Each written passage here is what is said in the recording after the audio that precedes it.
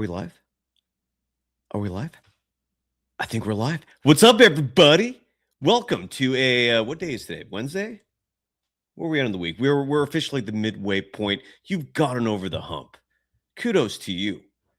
And if you watched this game tonight, that was some beautiful basketball being played by your Golden State Warriors. Magnificent. The shooting display that has come from this team continues as the Warriors shoot 45.1% from deep tonight. Is that official? Hold on. Let me make sure. Yeah, it's final box score. No, I apologize. It went down for still 42.6% from deep. Yeah, that's something to write home about. Beautiful shooting display. Excellent team basketball.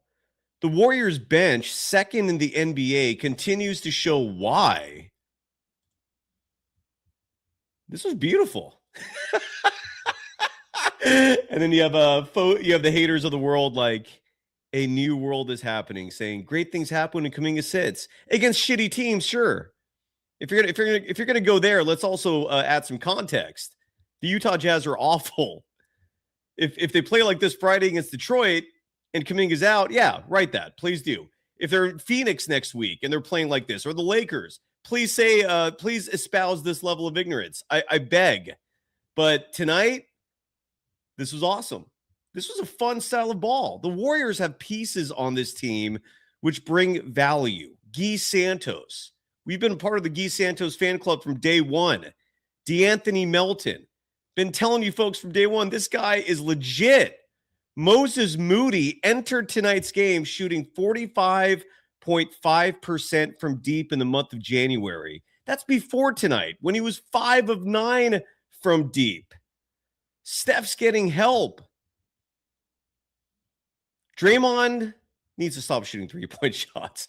But even with an 0 for 6 effort from Draymond, which basically means the Warriors shot 23 of 54 from deep tonight, you take Draymond Green out of the equation, and there were 23 of 48, just shy of 50% shooting as a team. It was that kind of evening, folks. I'm even going to refrain from Brandon Podziemski criticism because he did the one thing I asked him to do. Make your teammates play better. Improve team play. They've got a stat for that, a measurable. It's called assists, and he got 7 tonight. This is good basketball. 8 players in double figures. Would have been 9 if Al Horford scored just one more point. The Warriors get 5 players off their bench scoring in double digits. Yeah, it was Utah, but that was some beautiful basketball. And it does set it up for an exciting one Friday night. Haven't checked in with the professor yet if he's going to join me for a post-game show. We normally do Friday happy hour during happy hour, which is typically when the workday is over, around 5, 6 p.m. Pacific time. But that show is going to be on around 9. 6 p.m. tip. Does that mean the game's on Prime? Is that who gets NBA coverage on Friday night? Is it NBC/Peacock? I don't know. But and Hamza Kassem, of course, we're going to talk about the speculation surrounding Jesus, I look like a hobo. I got to trim this beard. I'm sorry. We're going to talk about the speculation surrounding Giannis Antetokounmpo. I said this last show, and again, if you want to be ahead of the curve when it comes to Warriors coverage, you've come to the right place because we tell you what's going on before anyone else pretty much all the freaking time, with the exception of breaking news from good reporters like Anthony Slater. But I say all that. Apologies for the braggadociory, but I say that because last show we were saying on this program there is no better time than now for the Golden State Warriors to have a real shot at Giannis Antetokounmpo. But there's one very important caveat in terms of whether or not this is a realistic idea and proposition. I'll explain what I mean in just a moment. But yeah, of course, we're going to talk about that. Yeah. NOLDPH writing, Guy Santos rocked. He did. A lot of players rocked tonight. Melton rocked. Moody rocked. Steph always rocks.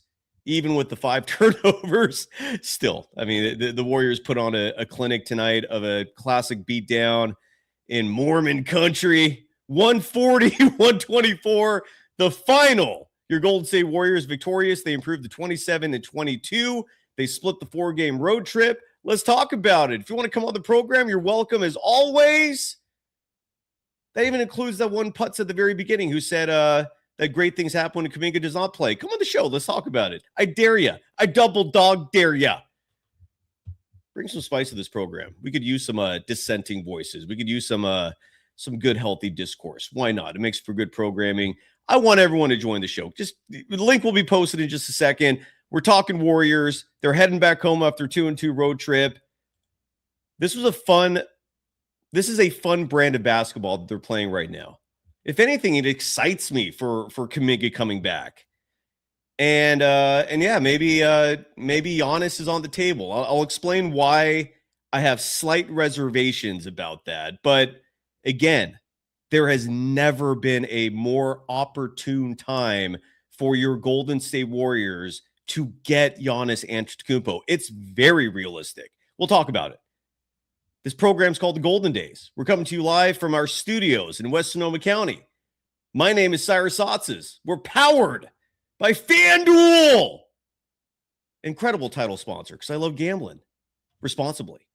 Again, this program's called The Golden Days. Let's go. Yeah, let's go, baby. Welcome to the program. My name is Cyrus Saatsaz. I'm your host for the evening. You can follow me on Threads and Instagram @DogWild over on Twitter. Does anyone else pronounce it like that? Twitter! Get into Twitter! At Surf Journalist, the program on both platforms at Golden Days Pod. Speaking of FanDuel, the official sportsbook of Golden Days. And in case you're wondering, how is days spelled exactly? Is it like golden days, like the adage, like I'm looking forward to retiring and enjoying my golden days? No, it's days. Golden Days in reference to the Matthew McConaughey movie Dazed and Confused. Thank you, Chardol. Exactly. It's days. Like we're dazed. Like I'm in a daze, but we're in the Golden State and we cover the Warriors. Welcome to the show. And FanDuel sponsors us as they do with a lot of their programs in the Believe Network. And there is no line currently for the Friday Warriors-Pistons game, which I'm already in an anticipatory mood for. I'm excited about that game. That is a real test. And it's impossible to gauge this Warriors team when they're sitting practically everybody like they did in the second of that back-to-back, or the second of the back-to-back with the Minnesota Timberwolves. But a lot of folks are saying the Detroit Pistons are the real deal. They have the best record in the Eastern Conference. They're a big-ass team. But one of the encouraging things I'm seeing with Steve Kerr and his current rotations is a larger emphasis on size. No pun intended. Did any of you notice that GP2 did not play tonight? I'm going to guess no, because that's how inconsequential of a player he is. And yet for the last 2 years, Steve Kerr thought he deserved minutes over players like Jonathan Kuminga. In case you're wondering, why does Steve Kerr make you so mad? He did not play tonight, just a DNP. He was nursing a sore ankle, but he was available, and every camera shot that went to him revealed a player not happy, just sitting there, but inexplicably. Nonetheless, despite the DNP of GP2, their 6'2" little Mighty Mouse player, the Golden State Warriors, they're relying more on size. They're relying more on athleticism. And when I say that, I'm referring to guys like Will Richard. I'm referring to guys like Guy Santos, even guys like Quentin Post, even guys like a Big Al Horford, who I know the Professor Armando Laura, he's gone up in that crawl space of yours mentally with a lot of thought-provoking content, which I absolutely love. Remains to be seen whether his prognosis on Al Horford is accurate. But tonight he was fine. Lately, maybe for like last month, he's been fine. Still no update. Side note on Seth Curry. I'd like to know what the hell is going on. We were supposed to get an update on Sunday. It's now Wednesday. Who knows if Seth is okay? Maybe he's semi-retired at this point. Maybe he's kicking back on the lazy boy. Feet are up. A beer and a cozy in the cup holder. And if he's rolling like that, more power to him. But the Golden State Warriors are playing players who look like they belong. I really wish the two-way guy, Malachi Leons, was getting a bigger run rather than just seeing him in garbage time. But look, better garbage time than nothing at all. And your Golden State Warriors, again, 140-124 winners tonight in a game where they opened this thing up after a very slow 8-3 deficit. They went on a 31-16 run, outscored Utah by 10 in the opening quarter, and it just continued. It never stopped. And this is one interesting thing that I thought of in this game. There are a lot of folks out there who just love pretending that Utah Jazz coach Will Hardy, is that his name? I got to look it up and confirm that real fast.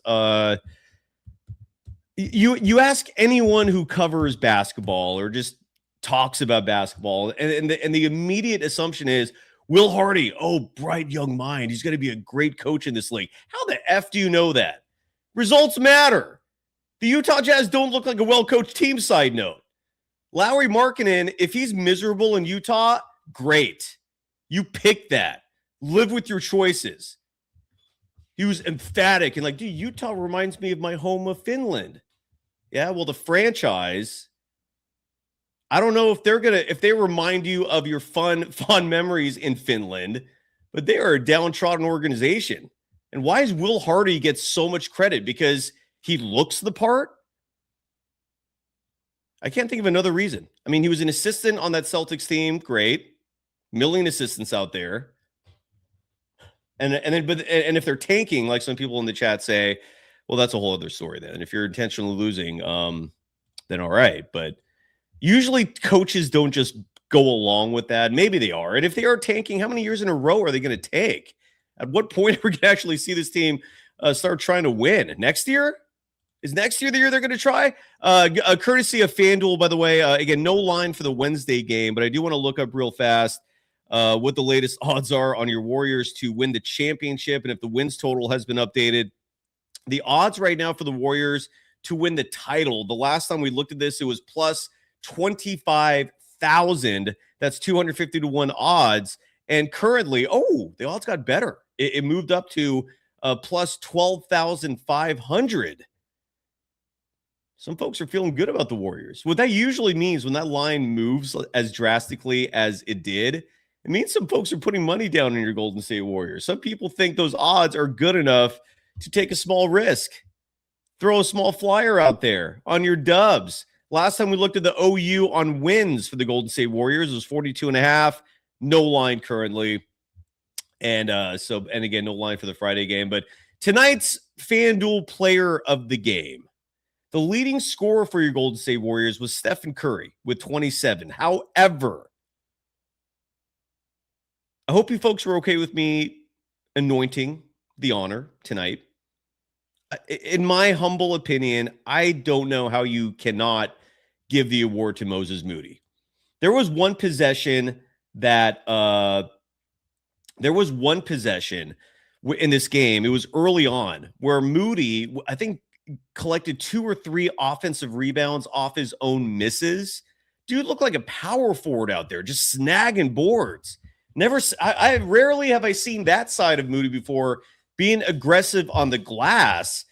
And look, that's just one possession, but it was symbolic of an awesome performance and effort from Moody tonight. 5 of 9 from deep, 9 of 15 from the field, 5 boards, 2 steals, a team leading plus 28 in the net rating department. The starter, side note, with the exception of DeAnthony Melton, dominating the net rating category tonight, which again, when you look at the net rating stats, these advanced metrics collectively and not individually, you can see a story being told here. It's just a lot of people love to abuse that stat for narratives, or just because, it's the NBA is a superstar-driven league and a lot of individualism in this sport, even though it's a team sport. But collectively, Moses Moody leads the Warriors with a plus 28. Draymond, despite scoring 0 points in this game, 0. Statistically, Draymond Green had an awful night. No points, just 2 rebounds. Did have 6 assists, so he was facilitating a little bit out there. Did have a block or 2 blocks and a steal. But tonight was a night where I think the defense from Draymond Green is where the impact was really felt. And Draymond, part of that starting unit, which dominated. Again, Moody was a plus 28. Draymond was a plus 17.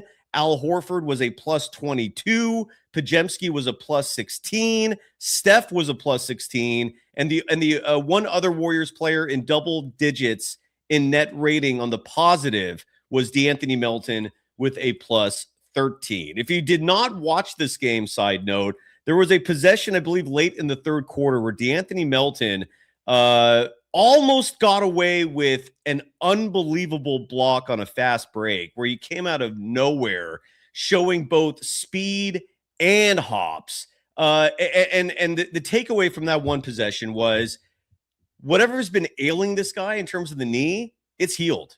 He's back. Kalena Azubuike was going crazy about that. Kalena Azubuike was also talking about his cornbread. And Kalena, love you, but dude, you're making me hungry.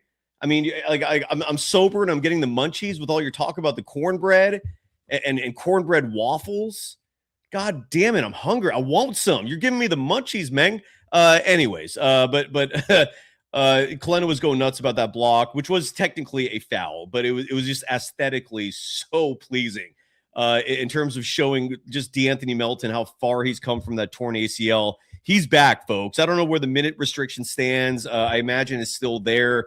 He played 23 minutes and 7 seconds tonight, but Melton with the plus 13, all the other starters with insanely high net rating stats. That shows you right there. It paints a very clear picture of which players on this Warriors team tonight was making an impact on the floor. In fact, there's only one other player who was even in the positive in net rating, and that was Guy Santos. Makes sense. I would have thought Will Richard would have also been, but he was a -3 on the night. Quentin Post also a -3 on the night. Buddy Hield, I got to get that from Elf. I keep forgetting that drop. Buddy Hield with 13 points on the night. Terrific shooting early in this game before he cooled off. It was 3 of 6 shooting from deep as part of, again, an unbelievable shooting display from your Golden State Warriors. And but Buddy was a -11. And then the 3 remaining players who played tonight, Trace Jackson Davis, Malachi Leons, and Pat Spencer, all 3 of those guys getting 3 minutes, 50 seconds of garbage time run, and they were a -7 in the minutes out there tonight.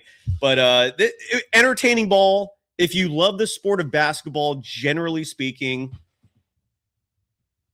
sorry, that's annoying. The misalignment was bugging me. This was clean. The ball movement was crisp. The timing was spectacular. It was just fun to watch, I think. And again, it was the Utah Jazz. You know, you take that for what it's worth. They are not a good basketball team, but if you are a good basketball team, you're supposed to win games like these. The Warriors are doing what they're supposed to do in these kind of games. It's just unfortunately when they play the really good teams is when, you know, you start to see a lot of the issues that have plagued them. But again, in earlier games this season, you oftentimes would see guys like, whether it's Will Richard, whether Melton, who missed a big portion of the early part of the season, and even when he's come back, hard to tell if he's 100%. He looks 100% now. Guy Santos getting a good run. Quentin Post, even though he's been taken out of the starting lineup, still getting a good run off the bench. Big Al Horford now contributing considerably. And again, as long as they're not back-to-backs, you can expect them to give you 20, 25 minutes. And the spacing of the floor that Al brings may be the most invaluable part, besides the high IQ, to make up for the utter lack of athleticism that he has at 39 years of age. What I'm trying to say is, man, this is fun. This is a good brand of basketball. But we shall also see how whether this was a mirage, because again, the Detroit Pistons coming into town Friday, and they will humble you if you are not a good basketball team. So we'll see how that goes. I also really can't tell you for certain whether Detroit's good or not, because they play in that hapless Eastern Conference, which is really just nothing more than a glorified G League in the NBA. The West is where it's really all about. Could you imagine if this Golden State Warriors team was somehow in the East year after year? Unreal. They would be like, right now, they would be a title contender if they were in the East, because they would have a real shot at making the finals. And then who the hell knows what happens once you get that far? but they play in the West where real teams play. It's a huge reason why I have virtually zero respect for the LeBron James 10 straight NBA finals runs or 9 or whatever it was. Dude, you were in the East. That conference is a joke and nothing has changed. It is not a brag to be dominating a glorified G League. I like this. Rashad Bird dropping $1.99, heeding advice that they heard on this program from David Behrman, who hosts betting with, I pronounce his name on the show Bierman, but then I heard him the other day say Behrman, and now I feel bad if I was mispronouncing it the whole time. Nonetheless, David was on the show last week, and he gave the audience some sage advice, which was bet the over. When we recorded that show, the Warriors were 9 games, had 9 more overs than unders. Is that the best way to put it? Basically telling folks, bet the over. The bookies are not getting that right when it comes to the Warriors playing. So congrats to Rashad Bird. I would have liked a little more than $1.99 since I just found out that you want some money, but I'll take what I can get. I'm grateful. I'm kidding. Congratulations to Rashad Bird. And if you missed that episode, it's in the archives on our YouTube page or depending on where you subscribe on the podcast channels. On that note, also, I'm here to ask for a small favor. If you listen to this show on Apple Podcast, if you don't mind giving us a 5-star review, eternally grateful. If you write a review there as well, I'll happily read it on the show. But if you don't mind, help the program out. Because the only reason, look, we're 4 out of 5, which is good, but it's not great. And a huge reason why that number is lower than I think it should be, besides the fact that maybe I'm not as good as this as I'd like to think and hope I am. But more than likely, you get the Steve Kerr apologists who just hate the fact that I criticize him. No one's forcing you to watch the show or listen to the show, but he triggers my criticism of Steve Kerr triggers a lot of folks, and they love to just give me a 1 out of 5 on Apple Podcast. And if you folks don't mind helping us, would be greatly appreciated. And thank you in advance for doing so if you do so. And if not, all good. But what am I going to do? All I can do is ask you for help. And if you don't want to, you can't. All good. All anyone can do is try. And that includes asking in this case. But if you don't mind helping them out, that would also be huge. I see Steve Kerr at the podium right now. I'm going to check and see real quick if there's any sound for us to play. Otherwise, there'll be plenty more stats to talk about. But I'm going to invite the audience, if anybody wants to come on tonight and have some thoughts. I'm going to put the link, and I'll quickly give you my rundown of Giannis Antetokounmpo in terms of what's going on here. So Giannis has still not come out and formally requested a trade, but Shams Charania is reporting that his agent has all but relayed the message to the Bucks, and that the Bucks are now entertaining offers, meaning he's on the market. And we don't know if he's going to be traded before the trade deadline. We don't know if it's going to be this summer. But the Warriors, in terms of what they have for trade assets compared to the opposition, should be considered frontrunners.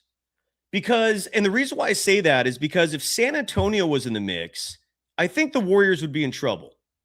If OKC was in the mix, I'd say the Warriors would be in trouble. And I say that because those two organizations have a shitload of draft capital, meaning they've got not just their own picks, first-round draft picks, but they own picks of other teams through years of trades that, in hindsight, became grossly one-sided. They're not in the mix. I read a report today that the San Antonio Spurs do not have interest in trading for Giannis. And OKC is the reigning world champions, and they're running it back. What is the point from their perspective of shaking things up when it's completely unnecessary?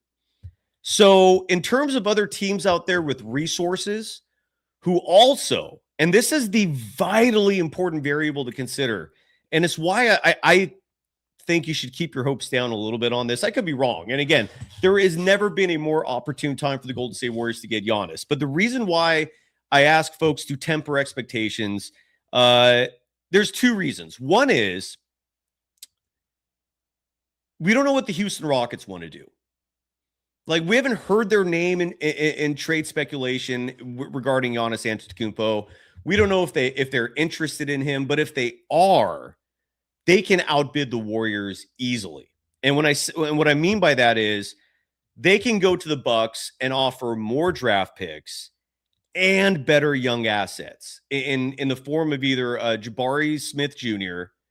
and or Alperen Şengün. Because if you're going to trade for Giannis, you can afford to give up a big like that. And a big like either one of those two, especially Şengün, has more value than a Jonathan Kuminga. And the Pistons again the Rockets again have more draft picks than the Golden State Warriors. But if the Rockets are not interested, and side note, if they're not interested, they're dumb as F-bomb because they're in a prime position to make that trade and then be a favorite to win the whole thing. But if they don't want to make that move, if they're not interested in Giannis, here's the other caveat. Giannis Antetokounmpo has to agree on the team he wants to be traded to. And what I mean by that is that Giannis is due for a contract extension. And I'm looking up his contract just to confirm where he's at, because if my information is correct, and I just want to verify this right now, he's going to be an unrestricted free agent at the end of next season. Yeah, correct. He will be an unrestricted free agent at the end of next year. He has a player option for 2027-28, but there's virtually no chance in hell he's going to exercise that. He wants to get a contract extension after this year. He wants a supermax. And so that gives him some leverage in terms of what team he plays for next. Meaning, if a team like, let's say, the Utah Jazz, who also have a buttload of draft capital, decide, hey, we want Giannis. Giannis does not want to play for Utah.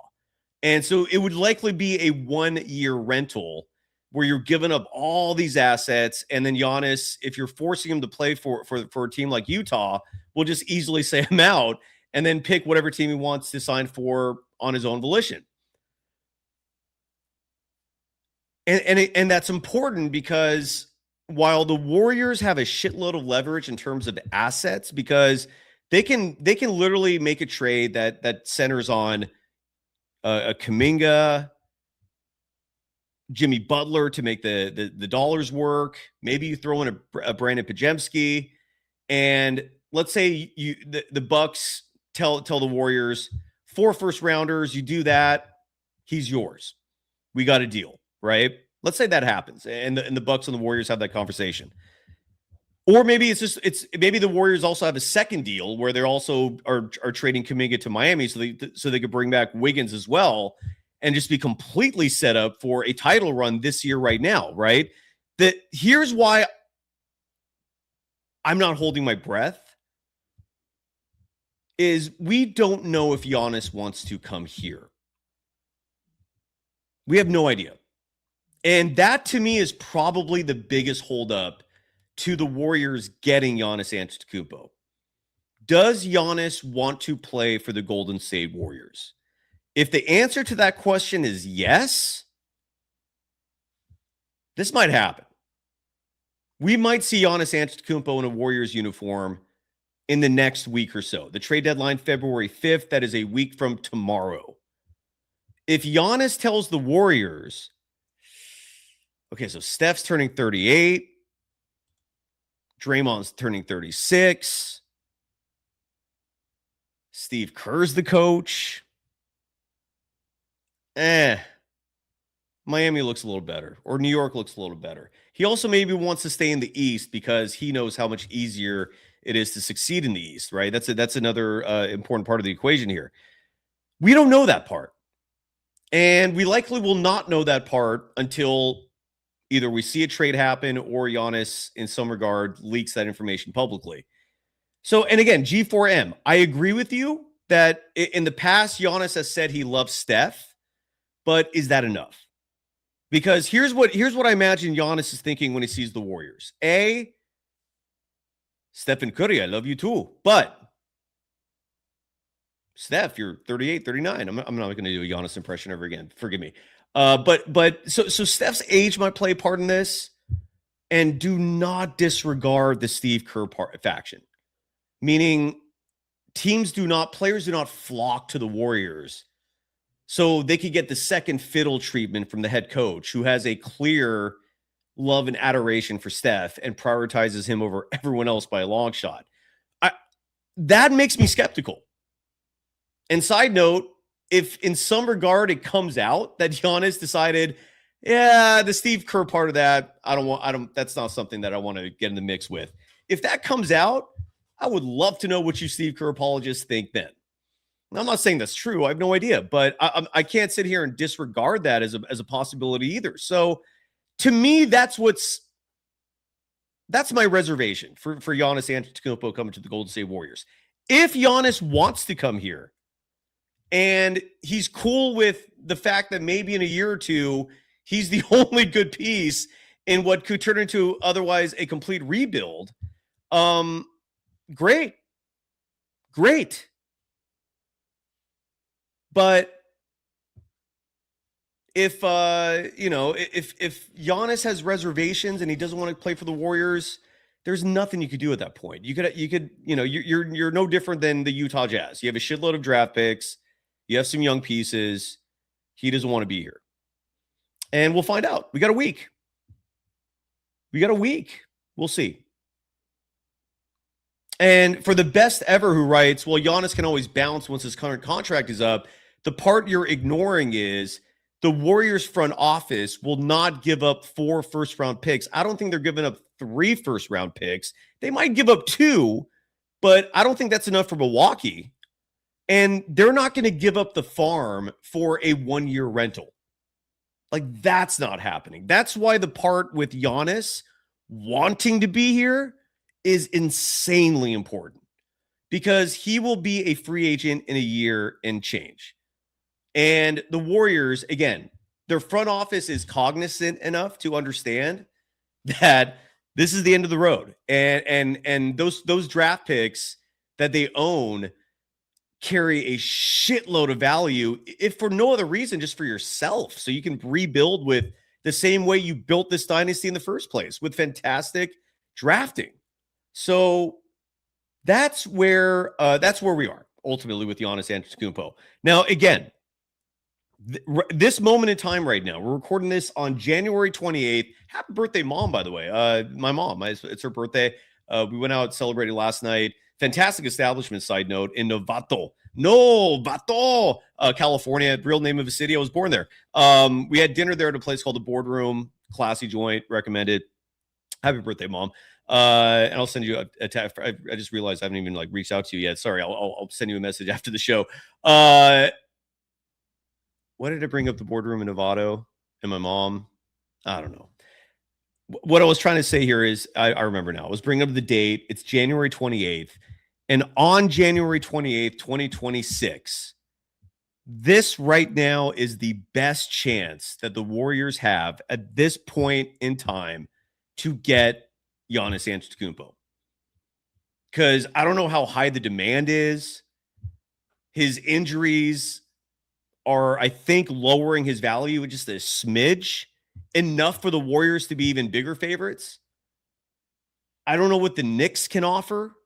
I don't know what the Heat can offer, but the Warriors can offer more.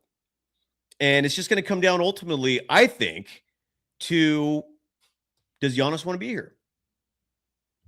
We'll find out. Julian Bashir, how's it going, brother? How you doing, sir? Just let you know, for some reason, when I clicked on the link, I'm seeing 2 screens of you and myself right now. It's live. It's not interrupting. Oh, because you're also on Instagram. Okay, I just wanted to. I think I don't think it's like a YouTube. Yeah, it's not interrupting anything. All right, so let's get some things out the way so we can talk about the real meat and potatoes. All right, go for it. So Will Richard, another 3-steal game. I think G4M in the chat, he mentioned that Will Richard is averaging 4 steals per game in the last 4 games. Ooh, beautiful. Let me confirm that real fast. Dude, I love Will Richard. Even in games where the 3 is not falling, the 3 has not been a consistent a shot for him yet. But even on those nights where the shots aren't falling, what he gives you with defense, with that 6'10" wingspan, And he's got such an incredible knack for rebounding. Like, he's always at the right place at the right time for missed field goals. And tonight, no exception to that. Will Richard, 13 points, shot 50% from three. He was 3 of 6. But in his 20 minutes, 22 seconds, a 6'3", 6'4" guard with a 6'10" wingspan gobbled up 5 boards, man. That's what he does. I love him. And like you said, yeah, he got 3 steals tonight. And you're saying he's averaging 3 a game over the last 4? Apparently, it's 4 steals per game over the last 4. So I didn't double check G4's work. I just trusted him with that. Sorry, I'll confirm that right now because 3 steals this game, 6 steals last game, 3 steals against them on Sunday, and then another 3 against Dallas. So that's 4 game over the last 3. Yes, good math. Good math for him. Yeah. And one of those games, he only played 13 minutes and still got 3 steals. So let me just to add some context to that. He for this road trip, the 4-game road trip, he also got 3 steals in the loss at Dallas. So that's 15 steals over the last 4. So just shy of 4 steals a game. He's averaging about 3.75 steals a game. Rounding up, 4. Sure, why not? Fantastic. Yeah, Dallas was the one I was mentioning when he only played 13 minutes and still got 3 steals. So I love Will Richard, man. I love that kid. Yeah, the thing about Will Richard is that even when Austin Rivers, he pointed out his jump shot, I think he was leaning back too much. So he just has to keep his body straight when he shoots. But what I like about him is that even when he's not scoring, you still feel that he's consistent. And that's been the issue I've had with Moses Moody is when I talk about consistency is like what I'm seeing from you on the court overall. Does it feel like you're bringing the same thing night in and night out? So yeah, Will Richard, consistent, great defender. And Al Horford, I wanted to bring him up, give him some props. He's been playing really, really well. Apparently, he's going to be in the starting lineup moving forward. I think we saw so too. Some great signs when it comes to his athleticism. He had 2 dunks tonight. He's always getting blocks, but 3 blocks tonight. So it might turn out that Al Horford will be a good signing, especially going into what I want to really talk about is what you brought up, getting Giannis trade. And you've already hit on most of the points. I think in case anyone in the chat hasn't been keeping up, the Bucks do not want a all-star player back. So it's not going to be Kat or even Şengün because they'll take a young piece such as Kuminga, who's under 25, that maybe they can grow. His salary is not that big. They have control over his team option and what they pay him. But what they're looking for is draft capital and cap space. And that's why I think right now it's reported the Warriors are leading the pack because the teams that would be competing with them, such as the Rockets or OKC, like you mentioned, or even the Spurs, they're not willing to give up any of their young pieces or mortgage their future. And one thing that I want to say is that this is one of those things where dominoes fall in the right place, because 2 weeks ago, this would not have been possible because of with Jimmy Butler healthy, the idea of trading his contract would not have been a thought just because Agreed. of the morality of the issue. You know, you're attached to a player, you like him. But now that he's injured, such as DeAnthony Melton last year, when he's okay, well, we have dead weight. And also what the Bucks are looking for, his Butler's contract is now valuable because next year it will be an expiring contract. So you can either have it sit on the books and have a bunch of players tank for another season, or you can even buy him out, depending on what the Bucks do. And by the way, I started interrupting you real fast, but I gotta just go back real quick to this paid chat. I can't be happy enough for people who gamble and win. Bravo, Rashad, who listened to this program, bet the over, easily hit tonight. The over just consistently on the over side for Warriors games, a trend that one of our guests recently pointed out. So Rashad Bird, bravo to you, sir. I hope you won a shitload of money. Go ahead, Julian. Sorry. I forgot what was the last thing I was going to say, but let's that was my fault. Forgive me. No, let's have some fun. Let's pretend the trade happens. And I think that you don't need Kuminga for the trade, but I think Kuminga will be traded as like in a third team or even going to the Bucks and we bring something back. But a question I want to have for you is, does Draymond Green come off the bench for Giannis, or does Giannis play center? Giannis plays center. That would be my guess. Does he want to play center? And that's again, this is where, this is the part that I don't hear anybody talking about is where does Giannis want to go? Or maybe they're talking about it, but in terms of like him coming to the Warriors, and a lot of people are excited right now. And this is why I'm trying to just keep things a little realistic. Giannis would have to want to come here. And we haven't heard anything that indicates he does. Look, I want him here as much as anybody, man. Like that, like the idea of Steph and Giannis paired together is an exhilarating thought. It would be such an exciting brand of basketball. The Warriors themselves would immediately be a favorite to win the whole damn thing. It's exciting. I could getting caught up in the emotions of this. I'm just at the same time, it's like, what does he want to do? And in certain situations that doesn't matter. In this case, it absolutely matters because of the fact that a year from now, he will be an unrestricted free agent if he wants to. So whoever trades for him, the expectation is going to be that he's going to sign a contract extension this offseason. And I hope he wants to come here. The San Francisco Bay Area is beautiful, Giannis. If this message is somehow gets to him, Giannis Antetokounmpo, you're a family man. The Bay Area welcomes diversity. We actually, this is not an area where you have to worry about your kids in a school setting. You don't have to worry about crime. The weather is perfect. Get your ass over here, man. Giannis, you'll be happy. I'm guessing there's a very strong contingent of Greek Americans here. Come on board, brother. San Francisco Bay Area. No one wants to leave when they get here. Show up. Make an appearance. Yeah. Say yes. He's probably in the chat right now listening to you. So here's another thing I would throw at you. We can do the trade without trading Kuminga, but I'm just going to be realistic and say that he's going to go either to the Bucks or three-team trade.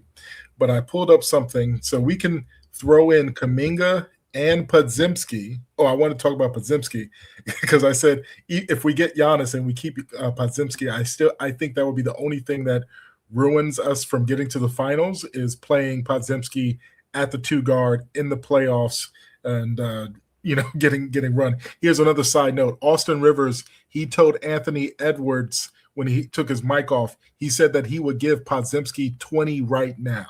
So that's what the back and forth, part of the back and forth they're talking about. But I was posing a trade, Kuminga, Podziemski for Bobby Portis, Kevin Porter Jr., and Ryan Rollins. It works contract-wise. Would you want to see that in return? Hell yeah. Hell yeah. The other name, I mean, look, the Bucks have some other assets too. Like if you can get other pieces besides Giannis, some people have brought up Kyle Kuzma. I want nothing to do with that. But Miles Turner would be intriguing, and that would allow you then to play Giannis at the 4, and then yes, at that point you would bring Draymond Green off the bench. But Ryan Rollins, come on home, come back. Well, I tried Kyle Kuzma, and it because you know how the contracts have to work out perfectly. So he's one of those weird ones where he makes $22.4 million, and it's hard to make it work. But Bobby Portis with Kevin Porter and Ryan Rollins with actually Bobby Portis and just KPJ works just for Kuminga, because I think that we can take back less and they can take back more. That's what I'm seeing in the trade machine right now. So what else? Another thing. Real quick here. Just a friendly reminder. Who is Glenn? Says Glenn. I'm just curious by the handle. And yeah, Glenn, I don't know shit about hoops. You're right. You win. Great shot. I'm gonna close the show. We're gonna end the business because I don't know hoops. You win. I don't know what else to say about that. I'm kidding. You're an idiot. But Glenn is pure ignorance. I just wonder who's Glenn. Why are you Glenn? That's all. Okay, you're done. Anyways, go ahead. Well, I was going to say I was advocating for. Who's Glenn? No, I was going to say I was advocating for Miles Turner earlier this season, but watching him play, I don't know if he just doesn't like the Bucks system, but he only gets 5 rebounds per game, and I don't think he's worth 3+ more years on $83 more million for the Warriors. So who is this again? Miles Turner. He has seems like he's declining at the age of 29, and Big he time. still has 3 more years. Big time. I don't He think is that's not a smart impressed this thing year to- at all. Yeah, Like, yeah. at all. For all the folks out there who wanted the Warriors to trade for Miles Turner, like, you should be relieved watching him play for the Bucks this year, because he is not a game changer. He's not someone that makes your team good. The Bucks are one of the worst teams in the East, and he's your starting center. It ain't a good look.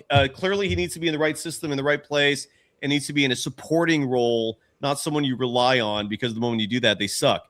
One more time, by the way. Oh, no, go ahead. I'm sorry. You might want to ban that person spamming the chat. I see him. I just want to know who's Glenn. Is it a shot at Glenn Kuiper?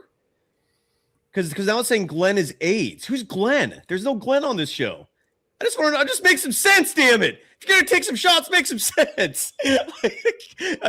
Then again, the Steve Kerr apologists, they never make sense because the coach doesn't make sense. So maybe that makes sense. I blocked him. I think the spammer's gone. Yeah. I think. Well, other than that, like I said, Glenn Kuiper? What other Glens are there? Glenn Kuiper is one of the broadcasters for the San Francisco Giants. What Glens do you know of, Julian? Doesn't come to mind. Glenn Ross? I don't know any Glens. Who's Glenn? What a weird name too, by the way. Is that a name you want to name your child? Glenn? Is that the kind of name that will get you made fun of growing up in school? Yeah, I think it's very important what you name your children because they're carrying that energy. Like, you should never name your boy Stacy, even though it's a unisex name, or Tyler. Don't do that either. Here's another one. If your last name is Kerr, don't name your son Nick. Yeah. That's another one. Glenn Baby Davis from Kev F and from Young Wes, bringing a big baby. And apropos in my world for bringing him up, because I'm watching that FX show Clipped. Have you ever heard of that show, Julian? I haven't watched it yet though. Yeah, I'm watching it right now. I'm 2 episodes in, and it's actually really good. And there was a brief cameo, not by the actual Big Baby Davis. Isn't he in jail? I thought he went to jail for ripping. He got out. He got out. But anyways, a quick reference. He blew all his money, bro. He blew all his money. He's broke. Remember when he didn't have like pictures on social media of him like surrounded by stacks of cash, and he was playing the part of a gangster who was just rolling big. And I think he's in jail now, or at least he was. And he fell big. Well, that's how you lose your money, by flaunting it and overspending it. Yeah, exactly. You're absolutely right. That's did you ever hear the story? I think it was Antoine Walker. He made over $300 million in his career, and by the time a few years after he retired, he was broken, had nothing. It's there was a guy who a former NFL player in the 90s. I forgot his name. He played for the Eagles and a couple other teams, and they found him dead in a homeless camp in LA. It's like former professional athletes should not be homeless. I know the NBA's had Delonte West. Is he the tragic story? Yeah, he's one of them. Yeah. Yeah, one of them. Exactly. We're just living in a crazy world, man. I feel like there is Gilbert Arenas. You're a lot closer to being homeless than you are being a millionaire in life. Just never forget that as you're making important decisions financially and otherwise. And I want to mention, Jamal Brown Clipped so far is a great show. In case you're unfamiliar with it, it's all about Donald Sterling and his downfall of the LA Clippers. Just a miserable son of a bitch owner. I cannot believe he actually was the owner of that team for like 20, 30 years.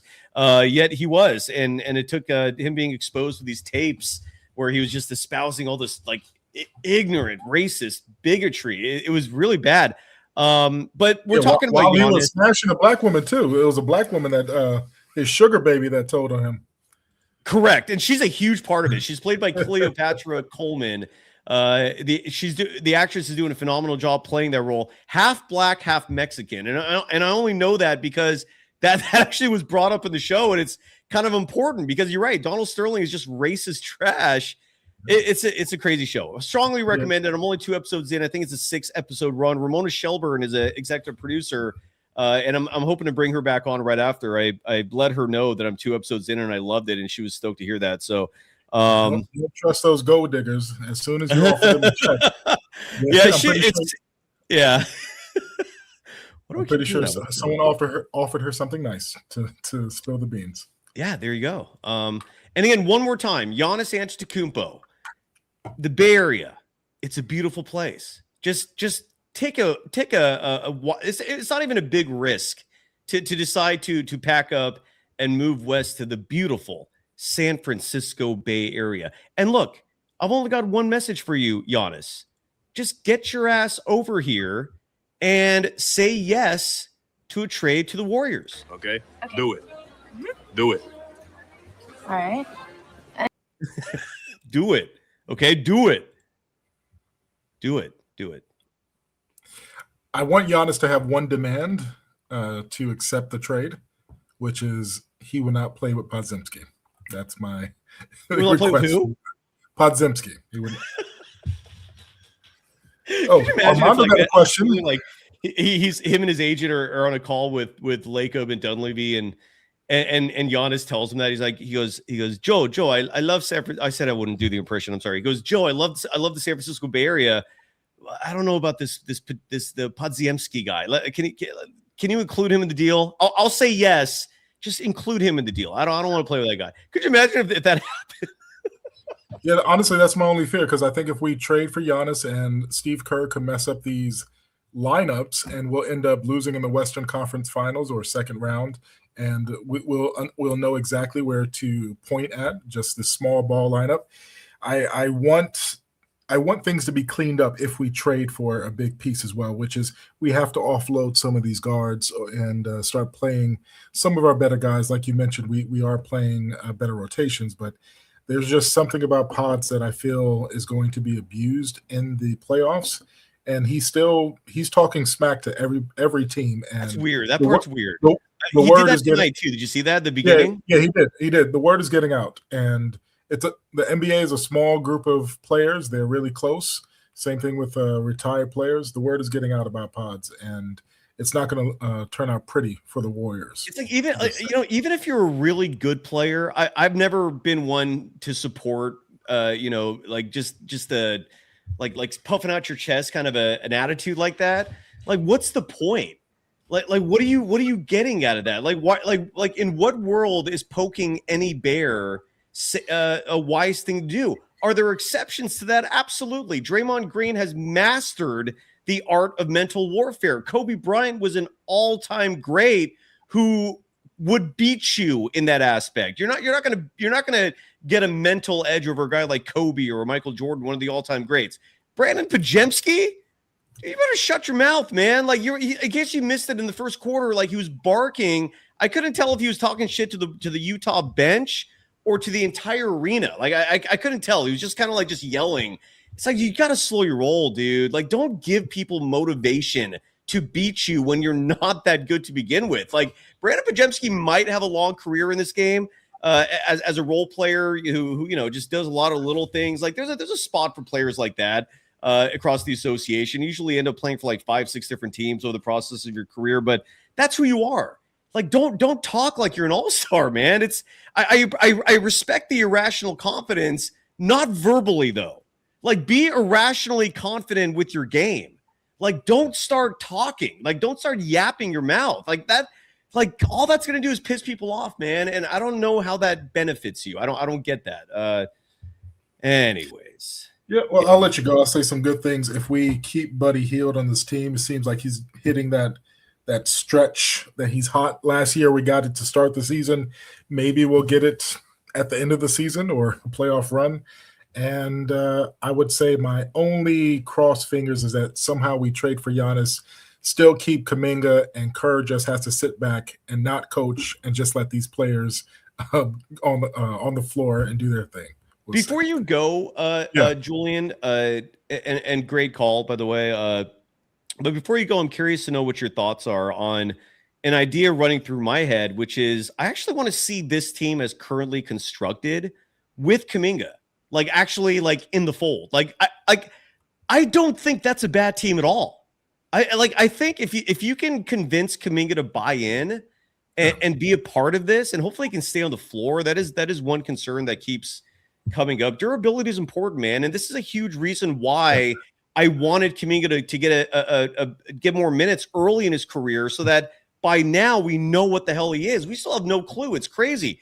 But if durability is a concern, then trade his ass. I mean, like, you don't want a player who's going to be missing 30, 40 games a season for you because of rinky-dinky injuries like ankles and bone bruise, like all this shit that usually happens because you're playing reckless basketball and you don't have control of your body with possessions where you're attacking the rim. And that's that. And side note, those things come with experience. You start to learn better footwork and you start to learn better timing for attacking and understanding where defenders are. So you know when to jump and maybe being a little more aware of landing and your landing space. And it's just, you need experience to figure that shit out. He clearly needs it. But if durability is going to be a concern with him long-term, you got to move on, man. Like, you don't want a guy who's going to be missing half a year every year. Like, that's not something that you want to commit big dollars to long-term. So, but with that said, like, if he's staying, what I'm trying to say, I guess, Julian, and I don't know if you agree with me or not, let's say the Warriors don't do shit, and the trade deadline again is Thursday, February 5th. I'm excited about this team with Kuminga being a part of it. Does that make sense? And do you agree? I'll start with the injury concern. His first 3 years, I think his first year he played 70 games, 67, and then 74. In limited minutes, though. Like 16 minutes a game, though. We had 16 the first, but then the next two was over 20 minutes. And also his fourth year was no more, I think it was the same 26 or less around there. It wasn't any more than his third year. But I believe that the fourth year injury last year, I think that 30-game stretch that he missed there was a little bit of sitting him out once the Butler trade happened. And because Kerr, if you hear him on the press conference, he's like, we got really good chemistry right now. And so I'm going to give that a pass as far as I don't think that ankle injury was actually 30 games. And right now with this bone bruise, it's happening right before the trade deadline. And I think that, yes, he does have a bone bruise, but I believe if he was, for example, Armando hit it on the nail because I've been seeing it also with the injury reports. Steph Curry is injured right now, and he's getting injections in his knee.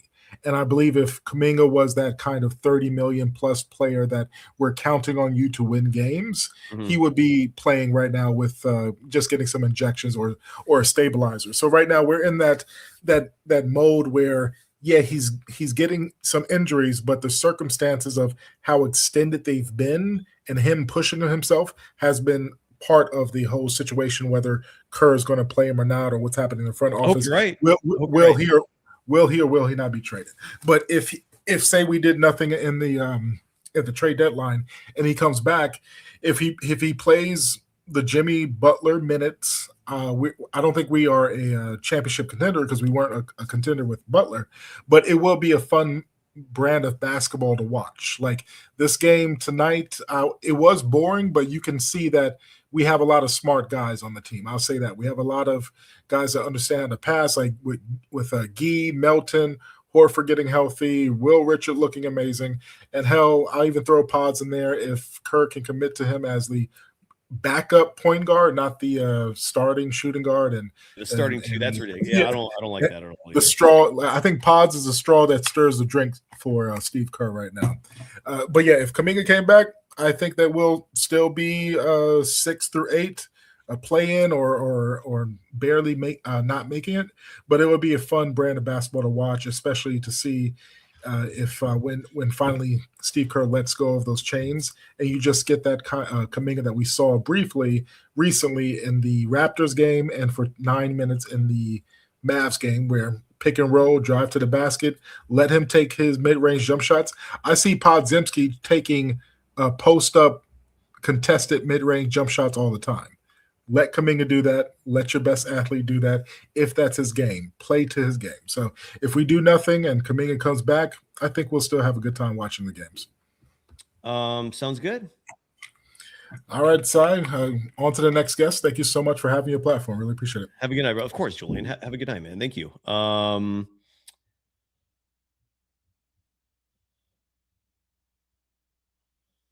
Sorry, I'm just looking at Mr. What do you mean, Mr. Willie Wet? What LeBron slander? What are you talking about? Specify. What do you mean by that? Let's hear from Steve Kerr. And in case you're listening to the chat, oh, I see. Mr. Tilly West has his panties in a bunch because he didn't like the fact that I called LeBron James lucky for playing in the Eastern Conference. Mr. Willie Wet, do you really think the East is good? Is that what you're trying to convince me of? And is that why you're so upset that you're calling me names? Come on, man. Come on.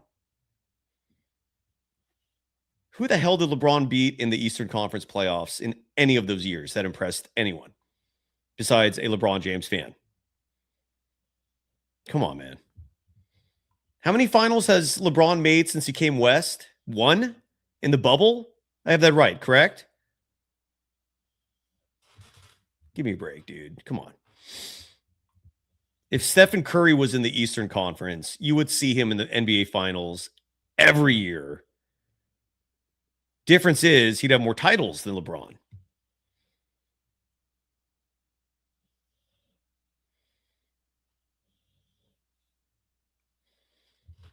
Let's hear from Steve Kerr real fast. I wish there were better sound bites coming out, but folks are not publishing much. This is from Anthony Slater. And here is Al Horford talking about, I'm sorry, here's Steve Kerr talking about Al Horford. Turn the volume up on your devices, please, so you can hear this. It's coming from a cell phone audio. I cannot find better quality yet. And I also got to share it like this, so I don't get flagged. Forgive me. Here is Steve Kerr talking about Al Horford in the starting lineup. You've started Al now the last 2 games that he's been available. Are you kind of leaning that way a little bit? I am. I really like Al now that he can play 24 minutes, which is where his restriction is. I feel comfortable starting him and still being able to close with him. We can work the math on that, and it's nice having him with Draymond to start the game defensively. So I like what I'm seeing from that group. Feel like you guys figured anything out these last. All right, so that's Steve Kerr. Just I do appreciate Ronald McPaul in the chat saying it's not Al Horford, it's L Horford, E-L, the Horford, right? Is that what you're saying? Anyway, so that's Steve Kerr for you, talking about Big Al. So apparently, the press contingent just lobbing a whole bunch of Olay bullshit when it comes to softball questions for Mr. Steve Kerr. Olay bullshit.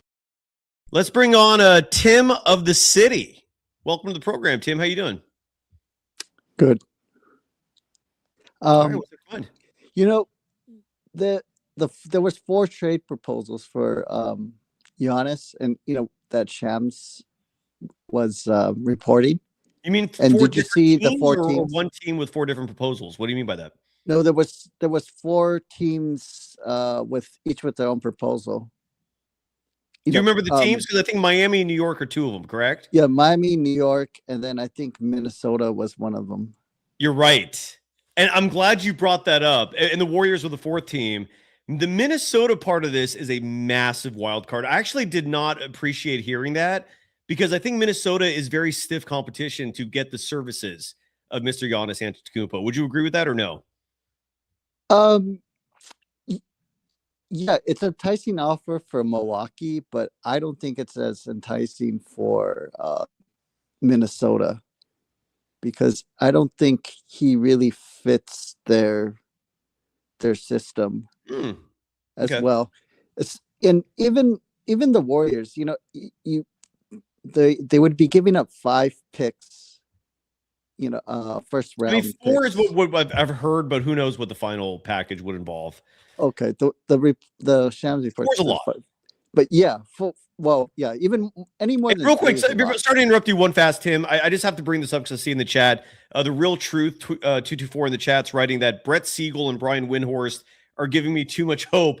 I can't emphasize this enough, man. This Brett Siegel guy, don't trust him. I don't know where this guy came from. I know he writes for Clutch Points now.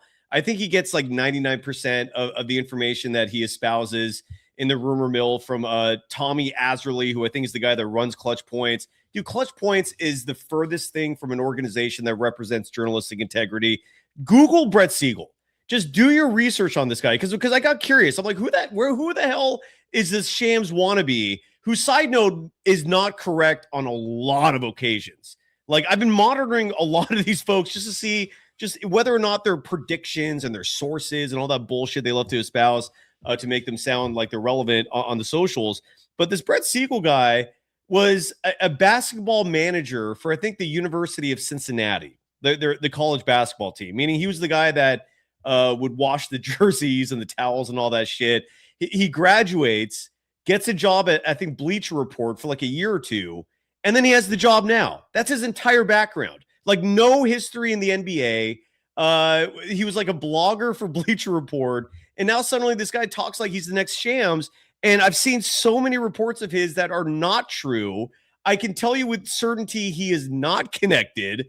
But again, he's got the Clutch Points brand behind him, and he spits all these rumors out and gains traction and just gives people hope. And look, maybe it's a situation of like, who gives a shit? Like, social media is so full of misinformation and speculation and innuendo. Like, there's so little there you can trust anymore. But what I'm trying to emphasize though is, don't listen. Just do not pretend anything that guy says means jack shit, dude. It means nothing. It's just someone just clickbaiting. That's all it is. It's just attention seeking and clickbaiting. So if Brett Siegel is feeding you information, just brush it off. Just look at it and be amused, because that's the only value that it brings to the table is amusement. Jake Fisher of the Stein line, some credibility there. Sam Amick of The Athletic, there is credibility there. Guys like Chris Haynes, Brian Windhorst, 100% credibility there. They've established that. They've earned it. It takes sometimes decades to get to that point. I don't know. This Brett Siegel guy, just because he's on Twitter writing like he knows shit does not mean he knows shit. Just friendly piece of advice for you folks out there who read his stuff on Twitter and go, ooh, really? Like, the Warriors are talking to Miami about Andrew Wiggins? How the hell do you think he knows that? Do you think the Warriors themselves are leaking shit? I don't know how the Miami organization is in terms of leaks, but I can tell you this: the Warriors don't leak information about their assets. So in almost every instance, these guys are getting information from agents, and I talk to these agents. And that's another reason how I know this guy does not exist, because I've actually asked agents before, is this Brett Siegel guy for real, what he's writing? And they're like, I've never heard of him. Like, I don't know who that is. Like, that's all I get. So that's what I'm trying to tell you folks out there. Just simmer down. Just simmer down now on the Brett Siegel hype. It's all clickbait bullshit. He's so badly wants to be Shams Charania. He is not Shams Charania. I'll shut up now, Tim. How you doing? And what's on your mind? No. So I was just, we're looking, like Armando pointed out, he always points out, Milwaukee's not a good team. Well, at least they don't play well. And you have to ask yourself, what's the problem? And I think some of the problems that Milwaukee has now, if he comes to Golden State, it'll be the same situation. Could be. Like, except you have Steph. Except you have Steph, right? Yeah. But I think Giannis doesn't, he'll solve some of the interior defensive problems, but the perimeter defense, he doesn't like to jump out to guard the perimeter. And I think that's a problem, especially if we get rid of, assume Jimmy Butler was healthy. If we're getting rid of Butler and Kuminga, who do we have covering the perimeter with size, And I think that's going to be a problem if we get Giannis. He doesn't like to jump out, and I think that's the problem with his Milwaukee team. They actually don't have good perimeter defense. Like, what's his name? Turner likes to stay in the center, and then Kuzma's not. He was never a great defender, and I bet you if you look at the season. Yeah, I don't want Kuzma. F that, dude.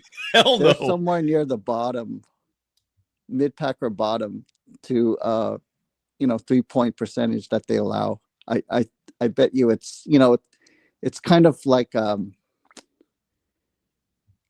think the Lakers and Milwaukee are down there. I think even Golden State has a better 3-point percentage than they do. I'd have to look it up, but I think I saw those numbers one time. So I just don't think Giannis. I think Giannis will come here. If he comes here, we'll be giving up a lot. It's three. Actually, I looked it up. It's 3 picks. Well, 3 first-round picks and 2 picks. Well, nobody knows the details of that. Like who? Where did you read that? Who told you it's going to be? No, 5 well, I'm just reading. That was what Shams Charania had reported that was what was on who the knows? table. Until we actually see it, who the hell knows what the trade would be? How many pit? Like nobody has that information locked down right now. I don't think Shams specified that either in terms of like what it would take. Like you can make some guesses. Like I wouldn't surprise me if Shams was like it probably would take this for Milwaukee to consider it because because he's so valuable to the Bucks, but no one has any clue what it would actually take. I mean, look. If Giannis is telling Milwaukee, I'm out one way or another, I'm out after next year, then Milwaukee loses a ton of leverage and they suddenly cannot be asking for the world because they know that their asset is a bit distressed and he wants out. So they're going to lose him regardless. So there's a little desperation suddenly on their part. They lose leverage as a result of that. And maybe it's not 5 or 4 picks. Maybe it's 3. Maybe it's 2. Or maybe there's a team out there that only has to give up 2 because they have an incredible young asset. The Houston Rockets come to mind with Alperen Şengün. I think Şengün by himself would probably be worth 1 or 2 picks on his own. I don't know what Jabari Smith would be worth, maybe just 1, but who knows what the price is, man. Again, to me, I think the Warriors, and I say this with confidence, the likelihood of the Warriors getting Giannis, it's never been higher than right now. Simply because Giannis's value has never been lower, relatively speaking. I'm not saying he's actually bad or his value is low, but relatively speaking, compared to 3 months ago, compared to 6 months ago, it's lower than it's ever been. And age is playing a small part in that. Durability is playing a small part in that. And the fact that his relationship with the Bucks is getting frayed is playing a part in that. Where Milwaukee now has to move on. Like they're in a tough spot themselves. So we don't know what the actual asking price will be. But it wouldn't surprise me if it is like 4 picks ultimately. And I know people will bring up, well, Orlando gave up 4 for. I saw someone in the chat. I forgot who saying that. Orlando gave up 4 picks for Desmond Bane. Every situation is different. Like Orlando is a desperate franchise who can almost never recruit high quality free agents. So and they also have a young core. Like the Warriors don't have a young core. Like the Warriors are building to win now with a Giannis trade. When Orlando traded for Desmond Bane, it wasn't necessarily a win now mode. It was a let's add a good piece for this core because we're not going to have high draft picks in years to come. At least that was the thinking. But then Orlando was also underachieving. So while they're not going to be in the lottery, their pick might be in the mid first round instead of late first round. But it's different. Like the Warriors are on the cusp of being a very bad team. So those first round picks could be invaluable. Orlando's expectation is for the next 5-10 years, playoff bound, a team surrounding Paolo Banchero, Franz Wagner, Anthony Black, all these young assets. It's just different. There's just different perspectives here depending on the team. To me, I think 4 first round picks, because who else is going to offer 4? I mean, Milwaukee's going to have to move on. That's where they lose some leverage. Who else out there is going to offer 4 first round picks for Giannis Antetokounmpo? And especially a team that Giannis wants to go to. That's why I think Mark Spears of ESPN keeps bringing up the Atlanta Hawks as a team that should target Giannis because they have all these assets. They're young. Maybe Giannis wants to stay there. Who knows? But I don't see a world where you need to give up more than 4. 4 first-round picks is a shitload. That is a lot of draft capital to give up for a player, man. Anyways, we'll see. Oh, I like this idea, by the way. Julian Bashir saying that if the Warriors get Giannis, everyone has to give me $5. That's the kind of rhetoric I want to hear more of. Please sign me up. I kid. Tim, what are your thoughts on everything I said so far? Am I talking crazy? Am I making some sense? Yeah, well, I think there is an issue, and I don't think Giannis. I don't know if he ever mentioned wanting to come to Golden State, but I don't think he wants to play for Kerr, not because of the things we complain about, but his system is not where the kind of system that Giannis thrives in. Giannis thrives in a pick and roll offense, and Kerr hates the pick and roll. I mean, I guess he'll just, he hates coaching too, but so he'll just sit back if it's working. But I think if he tries to get Giannis involved in his offense, I think it'll be a kind of a disaster. Giannis needs another factor to consider is, and this is why Jimmy Butler was such an awesome piece. Like Jimmy Butler was perfectly fine accepting a Robin role to Stephen Curry's Batman, said it out loud. He called himself Robin. Is Giannis going to call himself Robin? Exactly. I don't know if he's going to. I think he's going to want the last unfortunately, shot. And this is where if there was a different coach, exactly. you could probably see the idea of those two fitting like that a lot easier than having a coach who's just completely a bias towards Steph. I mean, we'll see. Yeah, we'll see I don't think it's going to work. We'll see. Yeah, you're probably right, but who the hell knows? Yeah, I think I'll let you go, but I think he goes to New York if he does get traded. For the simple reason that, again, you sound logical, because that's one of the only teams that's been directly linked to Giannis. It's the only team I've actually read that Giannis wants to go to. Yeah, exactly. That's it. There's no other team that's been linked to him in terms of Giannis's camp leaking that information. So we'll see. But the downside with the Knicks is I don't know what they offer.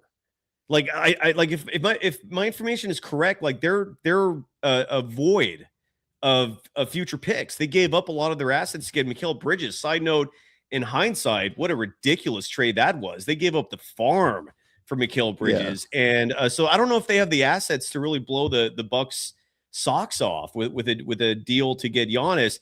The Warriors are in a prime position in terms of providing the best offer to the Bucks, and that's a huge advantage, man.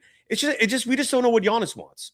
I think that's the wild card here. That's the variable that remains to be determined, is what does Giannis want? And unlike in previous years where he was at the beginning of a 4-year contract, so he didn't have much leverage himself in terms of picking and choosing where he can go, he has that luxury right now because he's going to be an unrestricted free agent in a year. And you also might see teams trying to lowball the Bucks as a result of that. It's going to be interesting, man. What do you think the Warriors do anything at the trade market, at the trade deadline? I really don't, and I really hope they don't, because they're in a desperation mode like last year, and I don't think Shams pulled that 5 picks number out of thin air. I think that has been offered at some point, and that would worry me. But really quick, the one thing I'll say about the Knicks is that the OG Anunoby and the Miles Bridges, the plan is for the Bucks to immediately turn them around to contenders for draft picks on other teams. Interesting. Okay. Yeah. So from what you've read, because I've not done a ton of research on what the Knicks would get back, it's OG Anunoby, and what's the other piece? No, the Bucks would get OG and Miles Bridges, and then the Knicks would get Giannis. Yeah, and then the Bucks would flip those two guys for picks immediately. Gotcha. And the Warrior and I was curious because I was thinking in my head, I'm like, would the Warriors give up future draft capital for either one of those guys? And I don't think the answer to that is yes. I don't think so. Yeah. I'm a little surprised though. So you think in a trade involving Giannis to the Knicks, Karl Anthony Towns stays? I think he does, because he doesn't have a lot of value out on the trade market. I don't think a lot of teams are clamoring for him. I think they're just going to try to rehabilitate the relationship over the season. I think their expectations for the year have gone down. Unless they get Giannis. Yeah. Yeah. And okay, the real sir. truth, Thank I agree with you saying the Bucks don't want Towns. Who the hell does, man? I would not want Karl Anthony Towns on my team now. Watching him play in the year 2026 is not encouraging. It's not. No, I feel like if he was the guy, He'd be like the Knicks would be a better team. The Knicks should be a better team. He's anyways. Tim, always great to hear from you, man. All right. Yeah. Have a good night. Oh, sorry. I didn't mean to cut you off there. Sorry. One in the chat, and Memo, I'm going to bring you on in just a second. Riz in the chat's asking, what's more realistic, Jimmy Butler for Anthony Davis or Giannis Antetokounmpo for Jimmy Butler? Easily Giannis. I don't think there's a chance in hell the Warriors are making a deal for Anthony Davis. Maybe keep Kuminga, or would you trade him to get another star caliber player? What star caliber player, right? I think that's the ultimate question here is another team going to give a star player for Kuminga? I mean, it's the biggest reason why most Kuminga trade speculation just stays at the speculation part is because the Warriors don't want to lose a trade. And right now, if you trade Kuminga, you're getting bupkis back. Like you're not getting equal value back, right? And because every other team sees how toxic this situation is, they smell the desperation from the Warriors. When someone is desperate, the last thing you're going to do is give them more than you want to give them. Like, why would you? It's the same premise with any relationship. Like, being desperate is not a position you ever want to be in. And sadly, that's the impression the Warriors give off in this Kuminga situation is desperation. That does not give you trade leverage at all. Riz1 also asking, is the 6th seed reachable? That's a good question. Let me look at the standings. I've not had a chance to look at that yet. So the standings right now, because the Warriors have been stuck at the 8th seed for what feels like months. And right now, they currently stand here. I'll share this with the screen. And I know this is not esoteric information, the standings. Anyone can see it, but we're doing this together. So let me pull that up. Here we go. Okay, so here are the standings right now, currently in the National Basketball Association. If the screen is too small, I will articulate everything. So right now, the OKC Thunder are comfortably at the top seed with a 38-10 record. The closest team to them are the San Antonio Spurs, who are 5 games back in the loss column. You go down the list a little bit, and the Golden State Warriors are your 8th seed with a 27-22 record.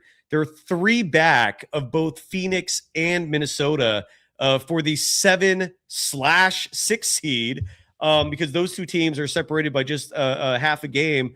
Minnesota 29-19, Phoenix 28-19. So the Warriors remain 3 back in the loss column of those teams, and they're 2 ahead of the Clippers in the loss column, 3 ahead of the Trailblazers in the loss column. So the Warriors are just kind of in this 8th seed limbo right now, unable to really gain on anybody, and at the same time trying to fend off Portland and maybe more importantly the Clippers, who have been on a tear since Kawhi Leonard decided to wake up this season.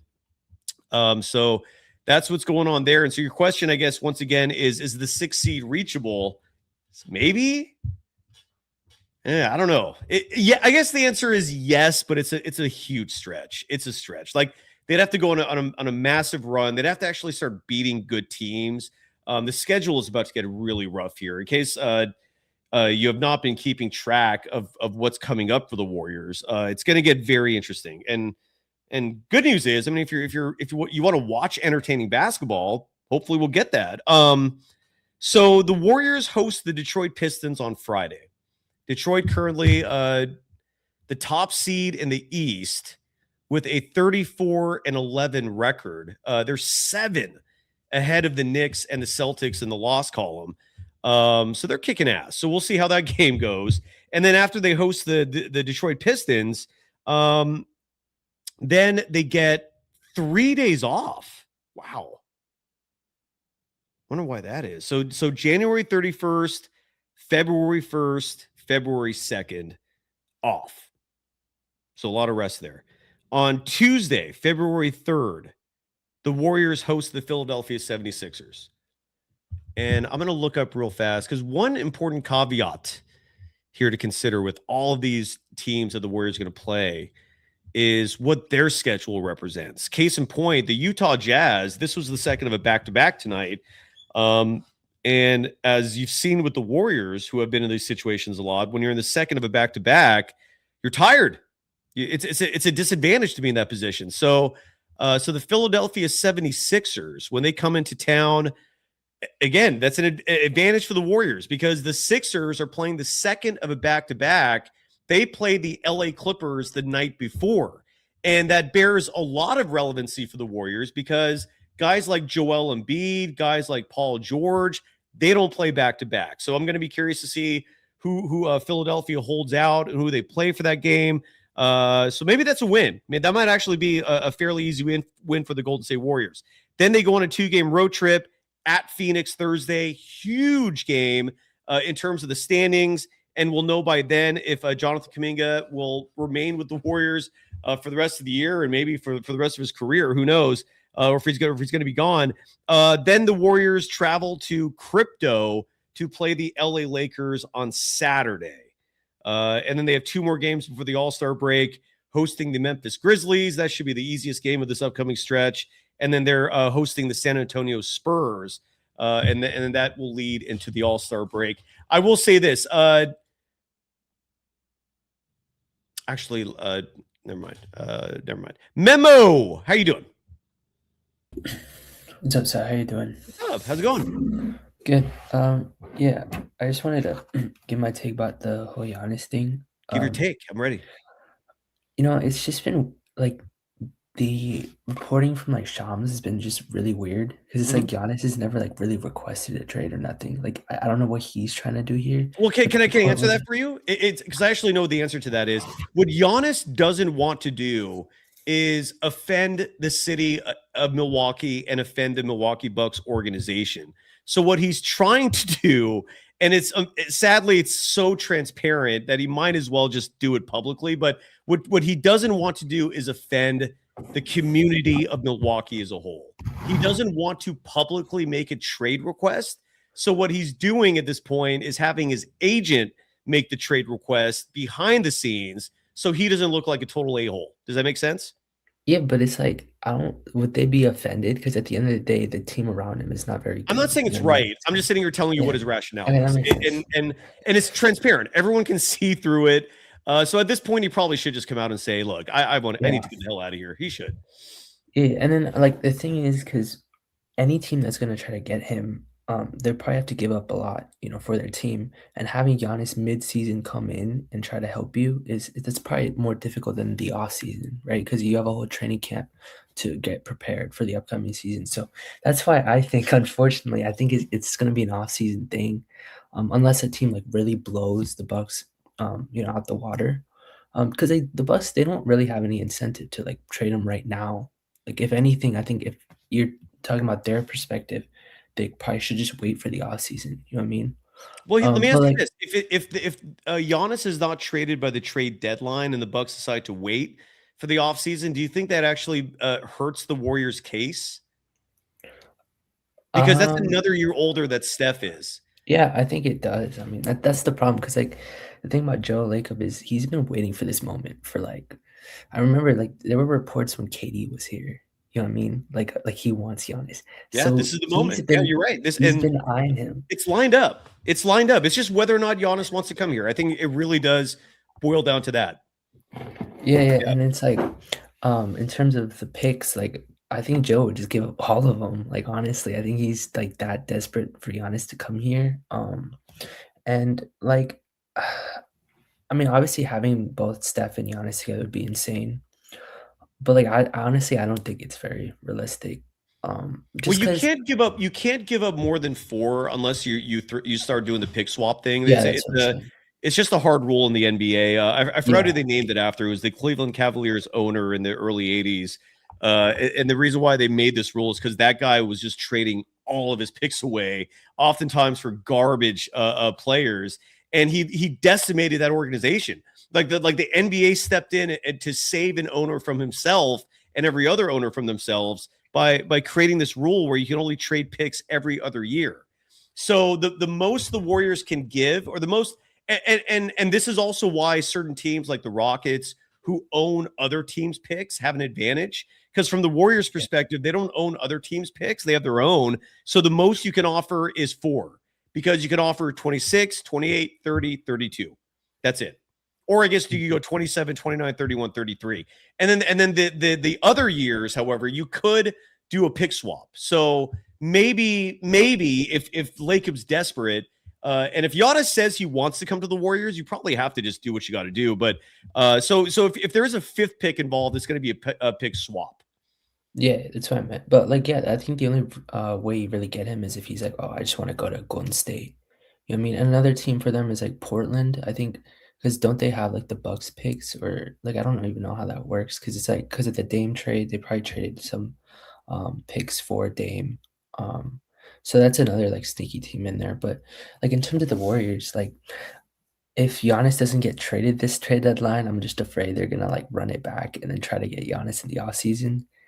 And that essentially wastes another Steph Curry year, which I is don't like the problem. Memo, if you don't, here's my opinion on it, and this is just my opinion. I think if it doesn't happen now, I don't think Giannis is ever coming here. That'd be great, because like that's what I want. Because like at the end of the day, if Giannis isn't coming, I think you just gotta move on. You know, at the end of the day. And by the way, Jamal Brown in the chat says that this franchise is cooked. Dark ages are coming, and I'm gonna push back hard on that for the simple reason that the Warriors have an ownership group who does not who doesn't like losing. Like they're not the type who just sit there complacently year after year like the Bulls do, where they're just like, oh, we're 500, good enough. As long as people keep buying the ticket. Like that's not how Joe Lacob rolls, man. Like they take action and they want to keep things interesting. Have a little more faith in this front office. I still am confused as to why so many people hate this front office. I don't get it. I'm not sitting here like saying they're great. I don't know Joe personally. I don't know Peter Gruber personally, but it could be so much worse. It could, like, there are so many awful owners in sports, especially the NBA, that just be a little grateful that at least you have a group there that wants to win, that is willing to spend the money, is willing to make the moves. And if it's ultimately comes down to you just being disappointed by the fact that they haven't year after year surrounded Steph with like these unbelievable stacked teams, there's only so much you can do. Don't forget they only won 15 games in 2019, 2020. Don't forget that nobody wanted that number 2 pick in the draft that year. The Wiseman thing just sucks. It was just a case of bad fortune, and it was a shitty draft. Like that draft, and then the draft 2 years ago where the Frenchman Rissacha, like side note, another potential huge bust. Are you going to sit here and blame the Hawks, and say you guys are idiots for drafting Rissacha with the number 1 pick? Or are you going to be a little pragmatic about things in life and understand that it's not an exact science? Some drafts are very thin, and you got to roll the dice in certain cases. It didn't work out, but I don't understand this vitriol so many has for the front office. Like, they want to win. They're trying to win. And I at least get the logic of their big picture planning. Like, and maybe a lot of people just don't think ahead, right? There's not, like, maybe some people in life just don't roll with foresight, right? Like trying to plan 2-3 steps ahead, right? Like a chess playing mentality where you want to plan out your moves so you can get ahead of your opposition. Like, that's how they roll. Their model was they wanted to repeat what the Spurs did. It's the only known model of success for sustaining a dynasty. That's it. The only model that has ever been proven to sustain a dynasty is to draft well and bring in your next generation while your current generation still has some value left. They tried to do that. They thought they had a coach who wanted to do that, and that's where they messed up. They did not realize, Bob Myers did. He bounced the hell out of here the moment he did. But this front office just did not come to the realization until way too late that they have a coach who had zero interest in planning for the future. Like, his whole goal, Steve Kerr's whole goal is just, what do I have to do to make Stephen Curry happy? That's all he thinks about. And there's no foresight there. There's no vision there. So just chill. Just wait and see, man. This is not Chris Cohan. This is not whoever the group was before him. This is an ownership group that's willing to spend, wants to win, and that's more than most ownership groups, dude. I'm not preparing for dark ages. I think this team's actually going to be okay, big picture. I really do. Yeah, I think that's fair. I think most of the hate comes from like not making moves like since the last championship, which I get. But like at the end of the day, this is why they weren't doing it. They just wanted Giannis the entire time. But another thing I have for you is if they don't get Giannis, Well, do you know, Memo? Do you know like what? Just because you're probably right about that, but what moves were out there that the Warriors could have done? Well, I mean, the ones I see mostly are just like OG Anunoby. That was like a real thing. I think Well, yeah, that's but at that time, you're right. It was a real thing, and this was back in 2023. But what people out there understand about OG Anunoby is the Raptors had this GM in Masai who had a very Danny Ainge type mentality, and it's a huge reason why he got blown out of there. Is because the guy had like an attitude of, well, if you're going to take OG Anunoby, like he was demanding Kuminga and I think 2 or 3 first-round picks for OG Anunoby. OG Anunoby is a fine player, but if OG Anunoby, like last I checked, he's never made an All-Star game. Last I checked, he's like the 4th best player on a Knicks team that is what, the 2 or 3 seed in the East, and that's what Masai was asking for. He wanted 2 or 3 first-round picks and Kuminga, and this was at a point where nobody knew yet that Steve Kerr was just going to treat Kuminga like this. Like nobody could predict that, you know. So it's what I have a hard time like pointing a finger at the front office and saying you failed by not doing that, because Toronto was asking for the world, and none of us knew at that point that Kuminga was just going to be like relegated to DNPs on a night-by-night basis like we did. Am I making sense in terms of not blaming the front office for that, or do you think the front office should have just given up all those picks? And do you think OG Anunoby would have made that big of a difference? I mean, in 2023, when you look at the league, I think he could have made a big difference. You do know he missed almost the entire year because of injury, right? Yeah, but like you didn't know that at that point. Okay. I mean, I don't know. I don't look. Are there any other moves that you think they should have done that they didn't in hindsight? I mean, I gotta think about that. I mean, there was a couple in there, but my There was point the is Alex that, Caruso one, right, that they turned down. yeah, that's and another one. I don't know. I mean, I don't know if that would have brought a title or anything like that, but Yeah, but I think it would have given you more of a chance. I think my thing is, and you know, I definitely don't hate Joe Lacob or anything. Like, I think that's extreme. But they, like you said, like they didn't make a decision. Like you either choose Kuminga like because you like him, or you choose the coach. And like, especially, I'd say this past season, it was pretty clear that both Steve Kerr and Kuminga had differing opinions of like what they wanted to do. So it's like you should have just made a decision at that point. There's no need to like just keep this thing running. agreed. But again, this is where the reason why you're right. The front office deserves some blame here, but to me, the biggest blame the front office should get is trusting Kerr, because Steve Kerr was publicly saying last offseason, yeah, we can make it work. I could make Kuminga work with Draymond and Jimmy. He literally was saying that. So, and privately, he was telling the front office he could make it work. He gave it 2 weeks. And again, the front office, they deserve some culpability here. They keep trusting this guy when they shouldn't have.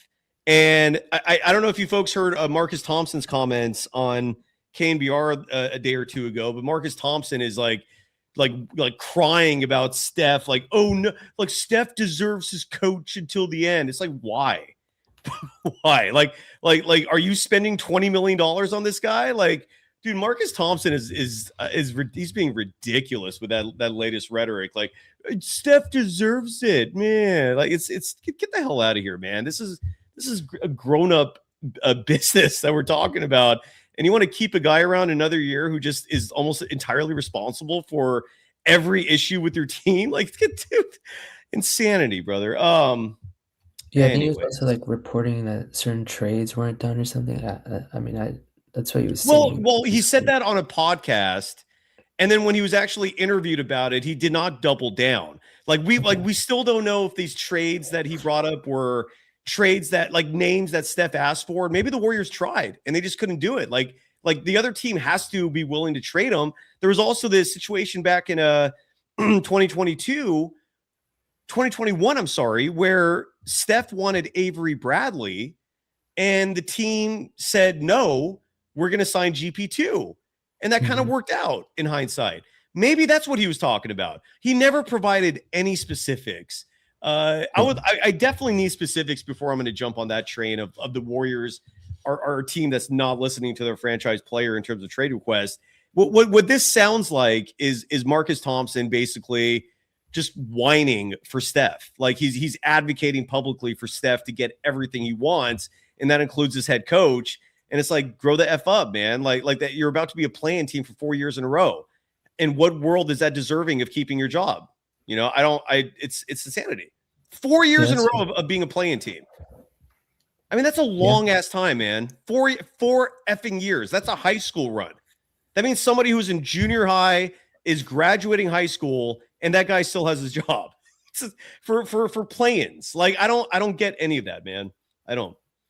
Yeah, and then one last thing, I saw like a report, like they were talking about if they could get Wiggins and AD, and I'm like, how the heck is that even gonna work? Because like you would trade Kuminga for Wiggins. you would trade for Wiggins, and then you would trade Jimmy for AD potentially or something. Who said that report? Do you know? No, I'm gonna have to check, but who knows? I mean, there's some. I don't think the AD thing's happening. That would shock me if that did. I mean, who knows? But I don't think that's happening. Yeah, that would be pretty desperate for him to like. It would, because like he has how many years left? Like another year. He's owed $60 million a year for 2 more years after this season. My God, yeah, and he would want like an extension too, right? Say, nah, I'm good off that, man. He's not getting that extension. I mean, that's wishful thinking, but it's yeah. I mean, look, if Giannis wants to come here, I think there's a very good chance it's going to happen. But the question is, what the hell does Giannis want? You know? Yeah, we shall see. We'll find out. All right. Anyway, Julian Bashir is saying he wants Kristaps Porzingis and Zachary Rishosha Moshawi from the Atlanta Hawks. Would you want them, Memo? I mean, it depends on what you're giving up. Like, because Kristaps, I don't really trust him. I guess you could make that trade work if you swapped Jimmy and Kuminga. You could probably get those two. Question is, would you want to do that? I don't know. Yeah. I don't know. I mean, I was always with like Trey Murphy as well, but again, he could be pretty expensive. So it's like, I mean, we saw Draymond like publicly advocating for that. I who knows what the Pelicans are doing? I don't understand what they're doing. Honestly, would you rather your owner be the guy who runs the Pelicans? No, like, it could be worse. Like I would not want that at all. Because they don't even have their pick, huh? So it's like I don't know what they're doing because like they're not trading their guys. Yeah, they're absolute idiots. Crazy. I mean, it's they have this like huge mix of talent, but like it doesn't mesh, and this quote unquote talent is not resulting in wins.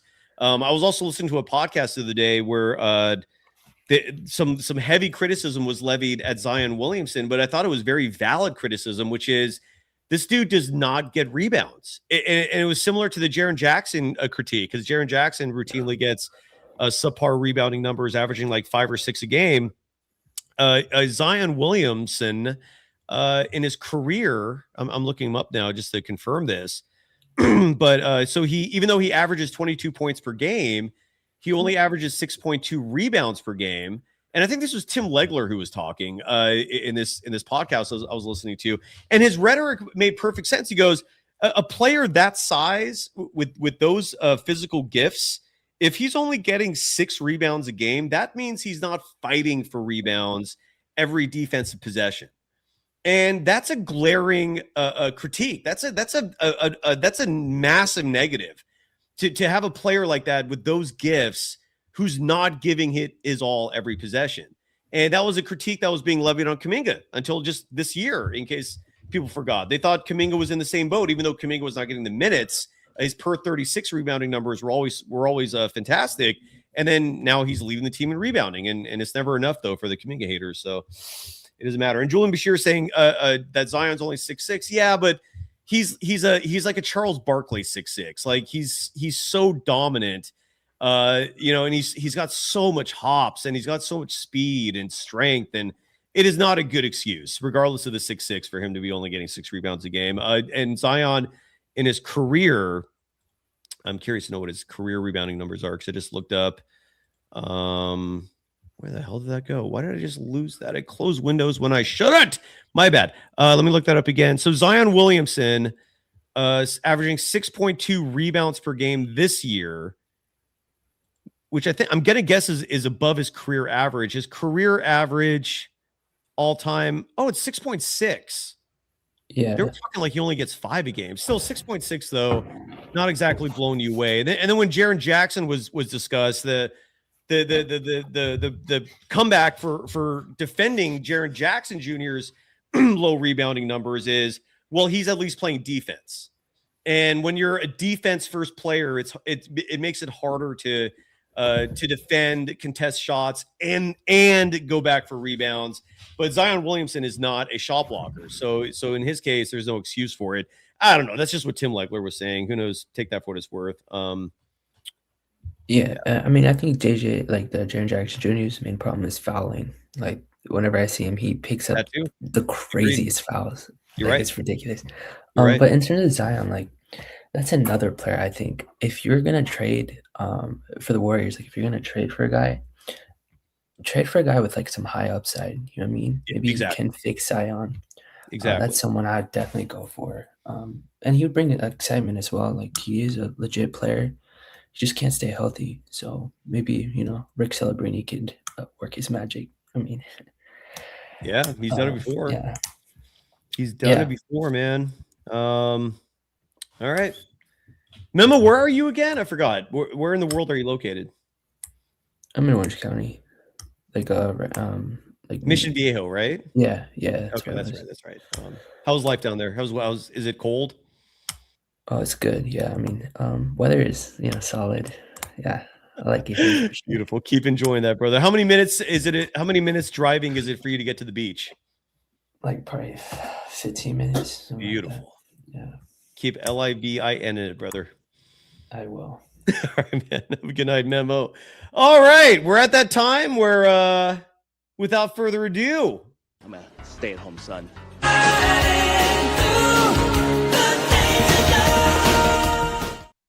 Oh yeah, the danger zone is always the realm that Chardal lives in, breathes in. How you doing, brother? Good to see you. Hear from you. Hi, Sai. I'm a big fan of your YouTube channel. You make some great content videos on the platform. As the Golden State Warriors take down the Utah Jazz by a final score of 140-124, as Stephen Curry and Moses Moody combined for 53 points. Whenever I see those two players on the court, it's absolutely beautiful to see those two players do the thing that they love, which is playing basketball in the Warriors. Right? And you're talking about Melton and Moody? No, Curry and Moody. Oh, Curry and Moody. Yeah. Steph Curry had 27 and Moses Moody had 26. It was a very quiet 27 for Steph. He only had to play 28 minutes, which is exactly what you want to see. It just occurred to me, looking at this box score, that can you guess who played the most minutes tonight for the Warriors? I can't guess. His name rhymes with Shmandin Pajemski. Brandon? Yeah, Brandon Pajemski, yes. Played 28 minutes and 19 seconds, leading the team in minutes. 11 points, but again, he got the assists, man. 7 assists. If as long as he's distributing like that, I'm happy. Still don't think he's the most minutes, though. I really miss that Sharia was not able to join us tonight. Yeah. She's busy. She's busy working, but she's missed. But it gives you a chance to step in and so I was able to go over the scoreboard with you, because normally when Sharia is here, I can go over the scoreboard, but she's not here today, so we can go over the scoreboard like normal. And that's not always the case, but when she's not able to make the show regularly, I want to give her an opportunity to have some airtime. So I can go over the scoreboard with you today because she's not here on the program. So of course, I feel special right now that because I don't want to. I feel really bad when Sharia's on the program and I can't go over the scoreboard because Sharia only comes on the show like not that often. So every time she's coming on here, you give her the utmost respect that you give to any other guest. I'd give any or very little acknowledgement to tonight statistically speaking, and I feel bad for that because there are a lot of dudes that had great games. I mentioned Will Richard and his fantastic stat line. I did not mention the fact that Quentin Post in 17 minutes, 17 seconds. So, hold on, real quick. Shot 50% from three, had 10 points, 6 rebounds, and Guy Santos, Gooey, played 21 minutes, 33 seconds, 6 of 7 shooting from the field. 1 missed shot tonight. He was 2 of 3 from deep, so the 1 missed shot was a 3-point attempt. Guy Santos, 16 points, 3 boards, 4 assists, 2 steals, 2 blocks. What a night. I love Gooey. That's my boy. So, and Stephen Curry, you're my boy. You'll always be my boy, Cy. So, right back at you, brother. What's on your always mind? What do you want to say? I have love and all the love and admiration for you. Me too. Right back at you, brother. Thank you. I really so Stephen Curry is just 100 points away from surpassing Tim Duncan on the all-time scoring list. He's moving up. Yeah.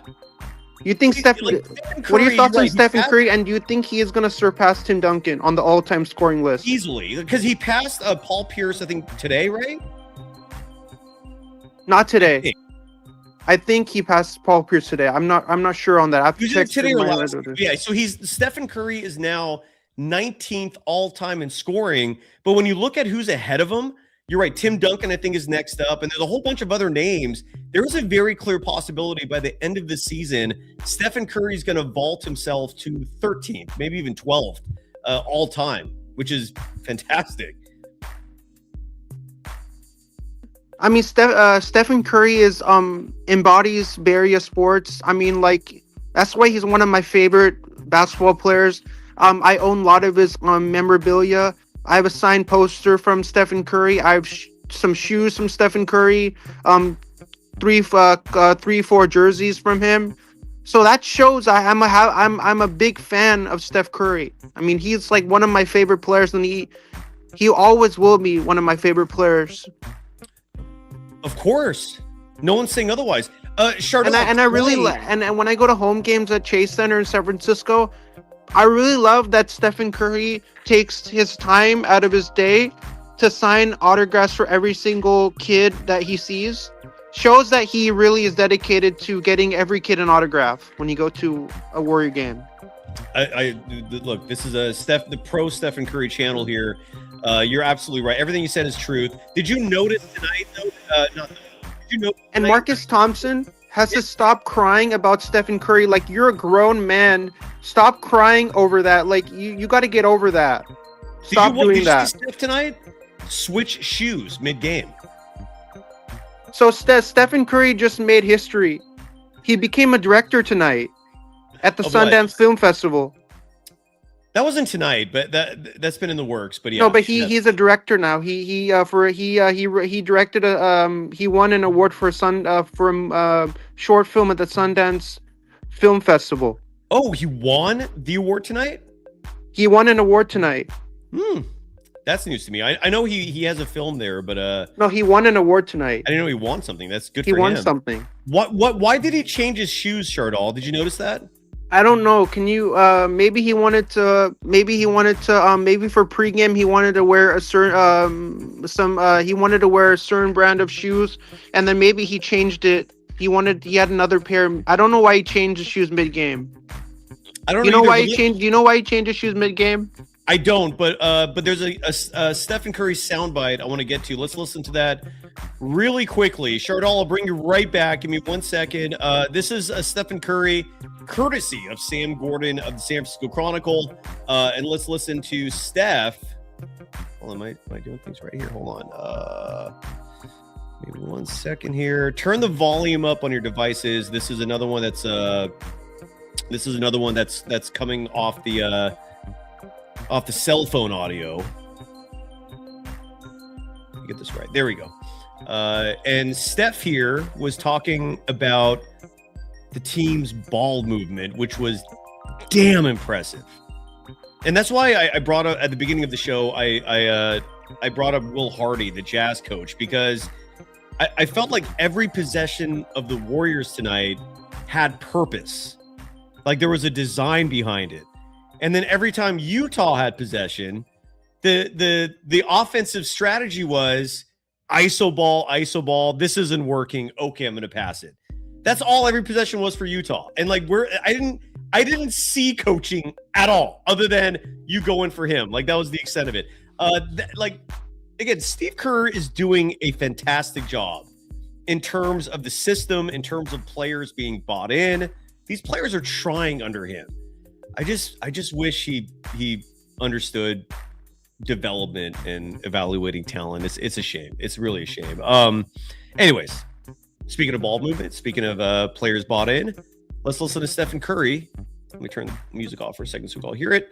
Talk about that ball movement tonight. Here's Steph. I think overall, just weathering the storm of our early turnovers, and then we had some. It's like transition. We throwing the ball all over the place, playing a little rush, but then we settled in.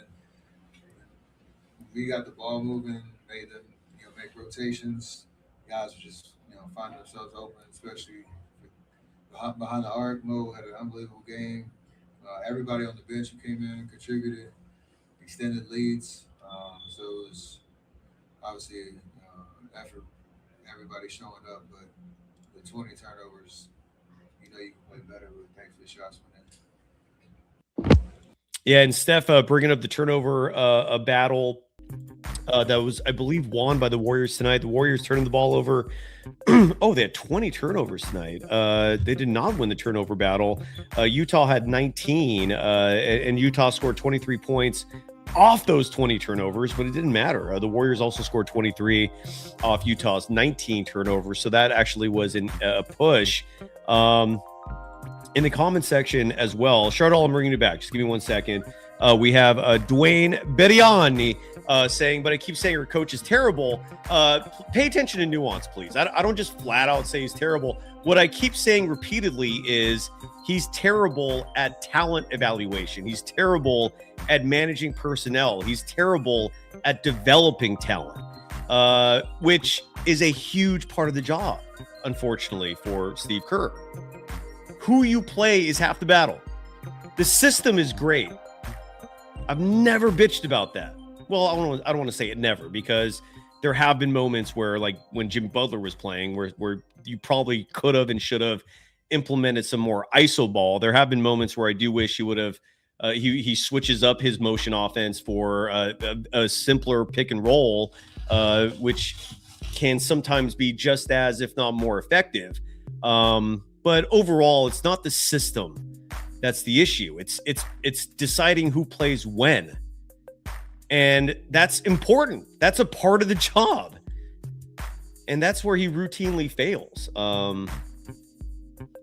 Anyways. Shardall, you still with me?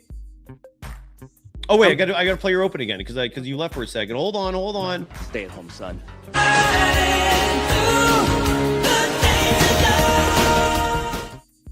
And Shardall, I think, is back. Are you?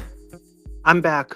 Awesome. All right, you ready to do a scoreboard check? I'm ready to do the scoreboard check and wrap up the show for the night. Beautiful. Are you still doing a salsa dancing? I take salsa dancing every alternate Tuesday. Alternate Tuesdays. Okay, gotcha. So did you have a salsa dancing lesson yesterday? I had a salsa dancing lesson on the 20th of January, but I didn't have it on the 27th, the week after. So this week you're off. Okay. This week I was off. Are you like a good salsa dancer at this point? Like, can you? I'm a really, really good salsa dancer at this point. Oh. And I became a salsa dancer because of the movie Along Came Polly, starring Ben Stiller. Raindrops. All right. I really love the raindrops scene from the movie Along Came Polly. I think Philip Seymour Hoffman is deliberately clanking shots off of the rim just for comedic purposes only. Let it rain, dude. He's so fun. Rest in peace, Philip Seymour Hoffman. He was so funny in that movie.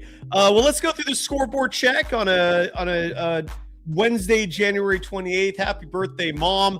Let's start in Cleveland, where the Cavaliers beat the shit out of the LA Lakers, 129-99 the final, in a game that highlighted LeBron James coming home. Davion Mitchell, 25 points in the win. Luka Doncic, 29 points, 6 assists in the loss for a Laker team that drops to 28-18. The Cavaliers improving to 29-20. Elsewhere in the association, the Indiana Pacers winning their 12th game of the season, beating the Chicago Bulls with their Deca and Saatsaz, 113-110 the final there. The Pacers, led by Andrew Nembhard, 18 points, 6 rebounds, 9 assists. Nikola Vucevic, I saw his name in our chat earlier as a buyout candidate. I would not hate that. 25 points, 9 rebounds in the loss for the Bulls. So, 23 Nikola Vucevic on the Bulls kind of reminds me of a doppelganger of Ralph Macchio from the Karate Kid. Okay. With Pat Morita. He looks exactly like Ralph Macchio. Like if you ever look at the picture of Nikola Vucevic, you'll know what I'm talking about. He looks exactly like the actor. Ralph Macchio. You have not watched the Karate Kid? Have you not watched the Karate Kid? One of the greatest movies. You've never watched the Karate Kid? I never said that. No, have you watched the Karate Kid before? Hold on. We're gonna do a side by side, all right? Because I do not see the comparison, but we'll see. We'll let the audience decide. So Ralph Macchio and Nikola Vucevic. All right. Whoops, a lot. Okay, so I have my case studies in front of me. Okay, so first of all, here is Ralph Macchio. I'm sorry, here is Nikola Vucevic. Here is Ralph Macchio. Nikola Vucevic. Ralph Macchio. Nikola Vucevic, he looks exactly like Nikola Vucevic. You think this dude... Ralph Macchio looks like Nikola Vucevic looks like Ralph Macchio. Nikola Vucevic, Ralph Macchio. Does the audience see it? Ralph Macchio Nikola Vucevic looks like Ralph Macchio from the Karate Kid movie. I know. I'm showing the picture right now. How do they look alike?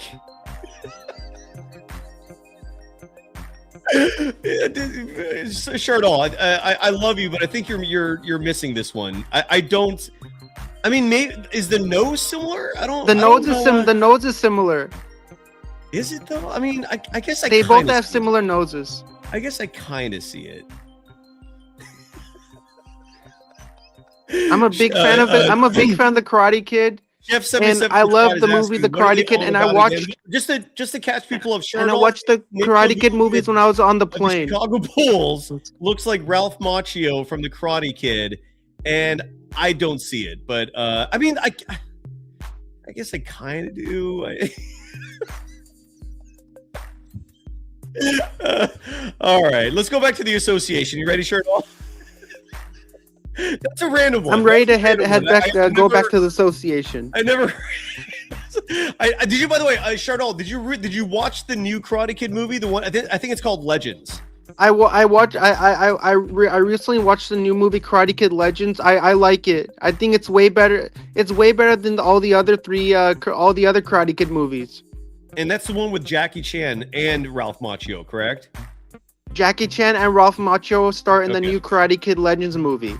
All right. So you give it 2 thumbs up, huh? I give it 10 thumbs up. 10 thumbs up. Okay. The Atlanta Hawks tonight, 117-106 winners over the Boston Celtics. In Boston, the Hawks improving to 24-25. The Celtics dropping to 29-18. Jaylen Brown, MVP candidate, 21.7 rebounds in the loss. Dyson Daniels, 15 points, 6 rebounds, 9 assists in the win. So, LeBron James returned to his hometown of Cleveland tonight as they play the Lakers, and I could see LeBron James was crying on the sideline when his tribute video was playing. And the Lakers absolutely annihilated the Cavs absolutely annihilated the Lakers 129-99. The Lakers just came in, and Luka's amazing. Luka Doncic, also known as the Slovenian Grim Reaper. They lost by 30 tonight, though. You know that, right? By 30? The Lakers did, yeah. The Lakers lost by 30. Correct. I'm not a big fan of the Lakers. Good. I'm not a big fan of LeBron. Good. And Austin Reeves is injured. He's out. Hasn't been playing in the couple of games. Hey, Shardall, do you know what I like to tell? I have one simple message for all the LA sports teams. You know what that is? What is that? Fuck you. Elsewhere in the association, the Orlando Magic 133-124 winners tonight over the Miami Heat. The Magic improving to 24-22. The Heat dropping to 25-23. Paolo Banchero 31 points, 12 rebounds in the win. Bam Adebayo 21 points, 12 rebounds, 7 assists in the loss. The New York Knicks killing the Raptors tonight in Toronto, 119-92 the final. The Knicks improving to 29-18. The Raptors dropping to 29-20.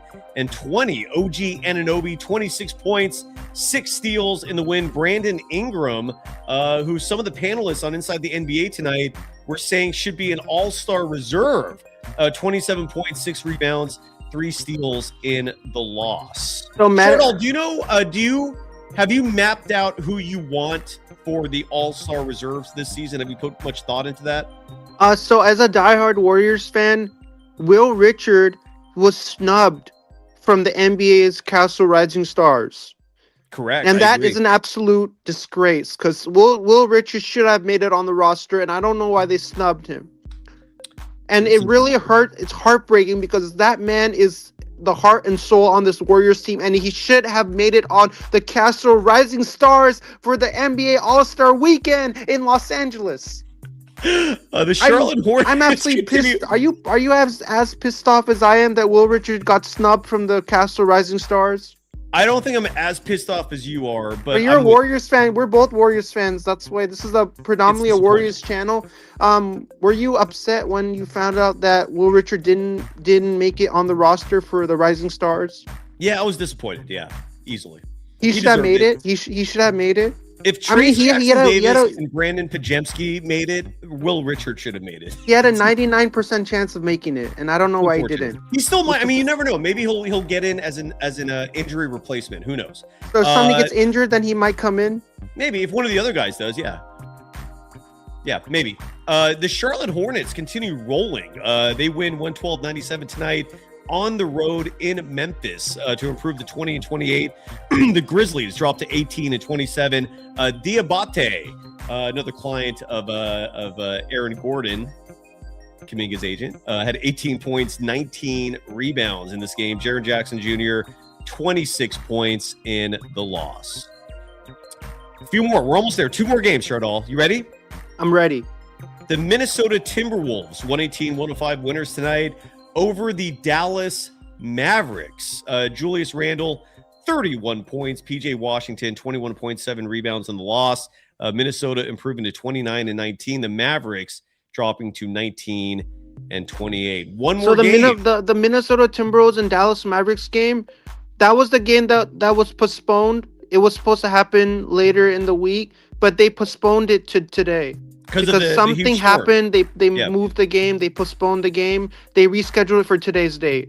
Good knowledge, Shardall. And last but not least, a good one in Texas, where the San Antonio Spurs defeated the Houston Rockets in Houston tonight, 111-99. Victor Wembanyama, 28 points, 16 rebounds, 5 blocks in the win. Amen Thompson, 25 points, 7 boards, 4 steals in the loss. The Rockets dropped to 28-17. The Spurs improving to 32-15. That is your scoreboard. Shardall, what are your thoughts on Giannis Antetokounmpo? Do you think he's coming to the Warriors? As a Warriors fan, I mean, I would love to see Giannis come to the Dubs. I mean, that would be a fantastic pairing with Stephen Curry and Draymond Green. I mean, it will be beautiful to see him come here. I mean, that would be what every Warriors fan's dream would be. I mean, every Warrior fan has this dream that, we get this player on our roster and he will totally turn the whole team around. And Giannis is one of those players who has that potential of turning the Warriors team into a title contender. You know who lived the dream is Bob Myers. He was not only the GM of your Golden State Warriors, but he married a Laker girl and has a beautiful family. Could you imagine that? 4 rings. He has 4 rings on his fingers, and he has the perfect family. Well, perfect's maybe a strong word, but a beautiful family. That's living the dream. Agreed? No? I agree with that point. He's a big winner. And the San Jose Sharks just selected 3 players to make it to Milano Cortina Olympics. They selected Macklin Celebrini from Team Canada, Alexander Wenberg from Team Sweden, and Pavel Regenda from Team Switzerland. Pablo Regenda from Team Switzerland. Shardal, young Wes in the chat brings up that some years back, and I have seen this clip. It's actually comedy of Giannis committing a flagrant foul on Mike Dunleavy Jr. This was near the end of Dunleavy's career. I have seen there are actually quite a few highlights of Mike Dunleavy Jr. getting just hit in the face or just getting these bad spots. There's like a whole reel of them from his career. But yes, I have seen the one where Giannis just punks him. Have you seen that shirt all? Have you seen Giannis committing the super hard foul on Mike Dunleavy Jr.?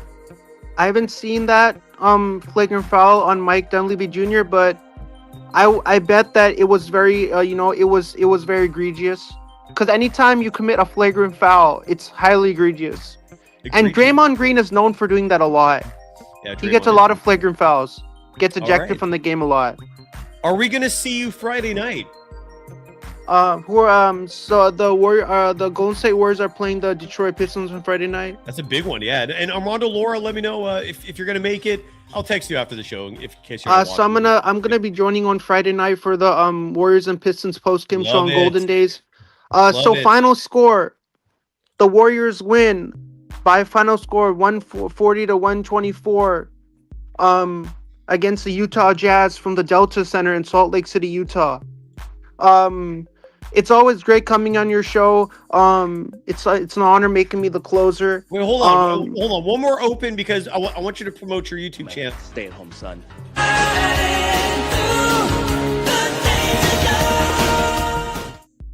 How many subscribers are we up to? I think you said 519 last. My YouTube channel is called SJ Sports Talk Channel. I'm at 518 subscribers. I lost 1 subscriber. I was at 519. I'm down to 518. So I have to get back and regain it and go back to where I last left off at. And make sure to subscribe to Golden Days in reference to the 1993 Matthew McConaughey movie Dazed and Confused. Thank you, brother. And it's always great coming on your show, and I'll definitely see you for the Golden State Warriors and Detroit Pistons game on Friday night. I'll give my score prediction for the game for the game before I leave for the night. You know what? That sounds like a great idea, folks. And before you do that, real quick, I want to promote tomorrow at 3 p.m. Pacific time. We're gonna have a guest on the show. And it's someone I'm not familiar with at all. Shardal, maybe you're familiar with this individual. Her name is Gab Goody. Do you know who she is? I don't know who she is. So the San Jose Sharks selected 3 players for the Milano Cortina Olympics. Macklin Celebrini from Team Canada, Alexander Wenberg from Team Sweden, and Pavel Regenda from Team Slovakia. Oh, okay. Good for the Sharkies are doing good this year, right? I'm a big fan of the San Jose Sharks. I'm a big fan of Macklin Celebrini. He's having a great season on the Sharks. He's only 19 years of age, and he's having a phenomenal year on the Sharks. He's one of our youngest talents on this organization. Are you old enough to remember the great Ralph Barbieri when on the radio he would go, "Go Sharks"? I love Ralph Barbieri. That was a soundbite we'd play on the station years back. Every time we'd talk about the Sharks, it was his dispassionate voice. So if you ever been on Damon Bruce's YouTube channel, he always plays Go Sharks. Like the Ralph version, or he has his own version? The Ralph version, Go Sharks. Oh, does he Go really? Sharks. Yeah, he says that he plays that clip, Go Sharks, by Ralph Barbieri. Ooh, Ralph's rolling over in his grave. If Go that's true. Sharks. Go Sharks. Go Sharks. Sharks. Go Sharks. Go Sharks. Go Sharks. All right. And so the Warriors play the Pistons on Friday. But tomorrow at 3 p.m., Gab Goody of FanDuel, again, FanDuel, our title sponsor. I have no idea who she is. She's a personality with the network, and she'll join us at 3. So we'll be talking gambling and Warriors. I'm a and big previewing fan. the Friday Warriors Pistons game. Does I'm a any big do fan any of you know who Gab Goody is? Here, Gab let me Goody- do you want to see a picture of her? Gab Goody is a social media personality, and she works for FanDuel. Correct. What are your thoughts on her? Besides that, I would really love to tune in tomorrow when Gab Goody comes on Golden Days. I would love to ask her some questions on what she does for I can't FanDuel. promise that. I can't promise that. You can try, but I can't make any promises. This is Gab. Oh, she has 32,600 followers on Instagram. Her bio says she's yapping on FanDuel and the FanDuel Sportsbook. All right. So She's a very good look. She's very good. She's very good looking. I will not comment there, but you're allowed. No, to. she's a very good looking woman. Okay. Well, hopefully she knows. No, her that's sport. what I think. That's what I think. All right, I like that. Is that my opinion? I mean, you're not gonna go after me for if that's what No, I think. absolutely not. You're not gonna go Absolutely. after me for that. You know, I'm subjected to my own opinion about Yes, you are. how she And looks. we don't censor here, so you're all good.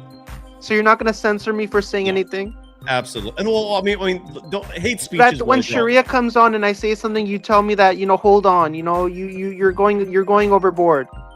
When Sharia comes on and I say something to Sharia, you say, like, you know, sometimes I go overboard. Look, any of us can, and I just want to be respectful of other people. But when it comes to censorship or any of that, as long as you don't espouse hate speech, you're good. But I don't want you to offend guests of the program either. I mean, look, but it goes reverse, Shardal. If Sharia insults you, I would ask her to keep it in check a little bit as So well. I would like to give my score prediction for the Warriors and Pistons game before I leave for the night. So my score prediction is the Warriors, everybody good night. 145, the Pistons 127, and I want to wish good luck to Macklin Celebrini, Alexander Wenberg, Pablo Regenda, and the Milano Cortina Olympics. Good luck, boys. Win us a gold medal, boys. That's what I want. I want you to win us a gold medal. That's what I want. When do the Winter Olympics start? The opening ceremony for the Winter Olympics takes place on February 6th. That's like next week.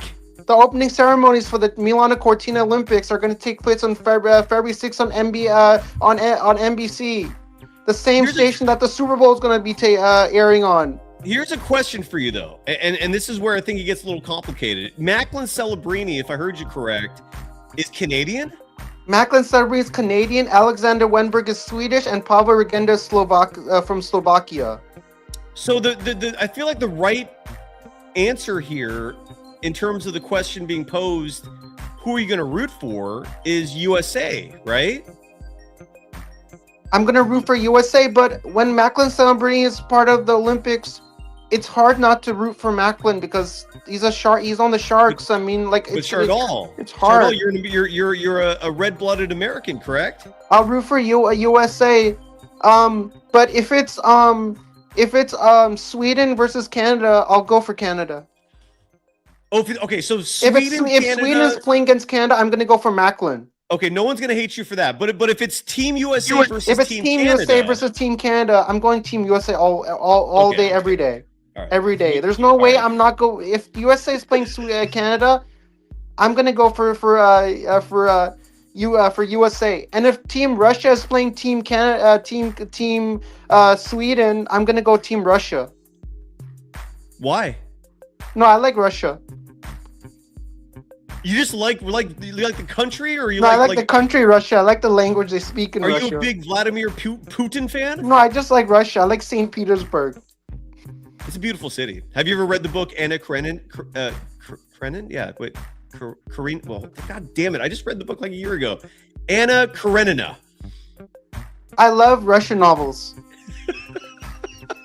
I'm a big reader. I'm a big avid reader of books. Do you like books? Do you like reading books? I do. Yeah, that's why I brought that up. Anna Karenina. It's based in St. Petersburg largely, and in all of Russia. It's a Tolstoy novel. But so, why St. Petersburg, Shardal? That's very random. Like, I love the history.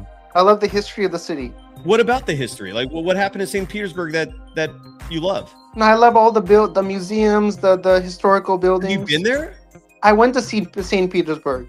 Oh, okay. So the picture is clearer. You actually went to St. Petersburg. I went to Russia. I went to Russia.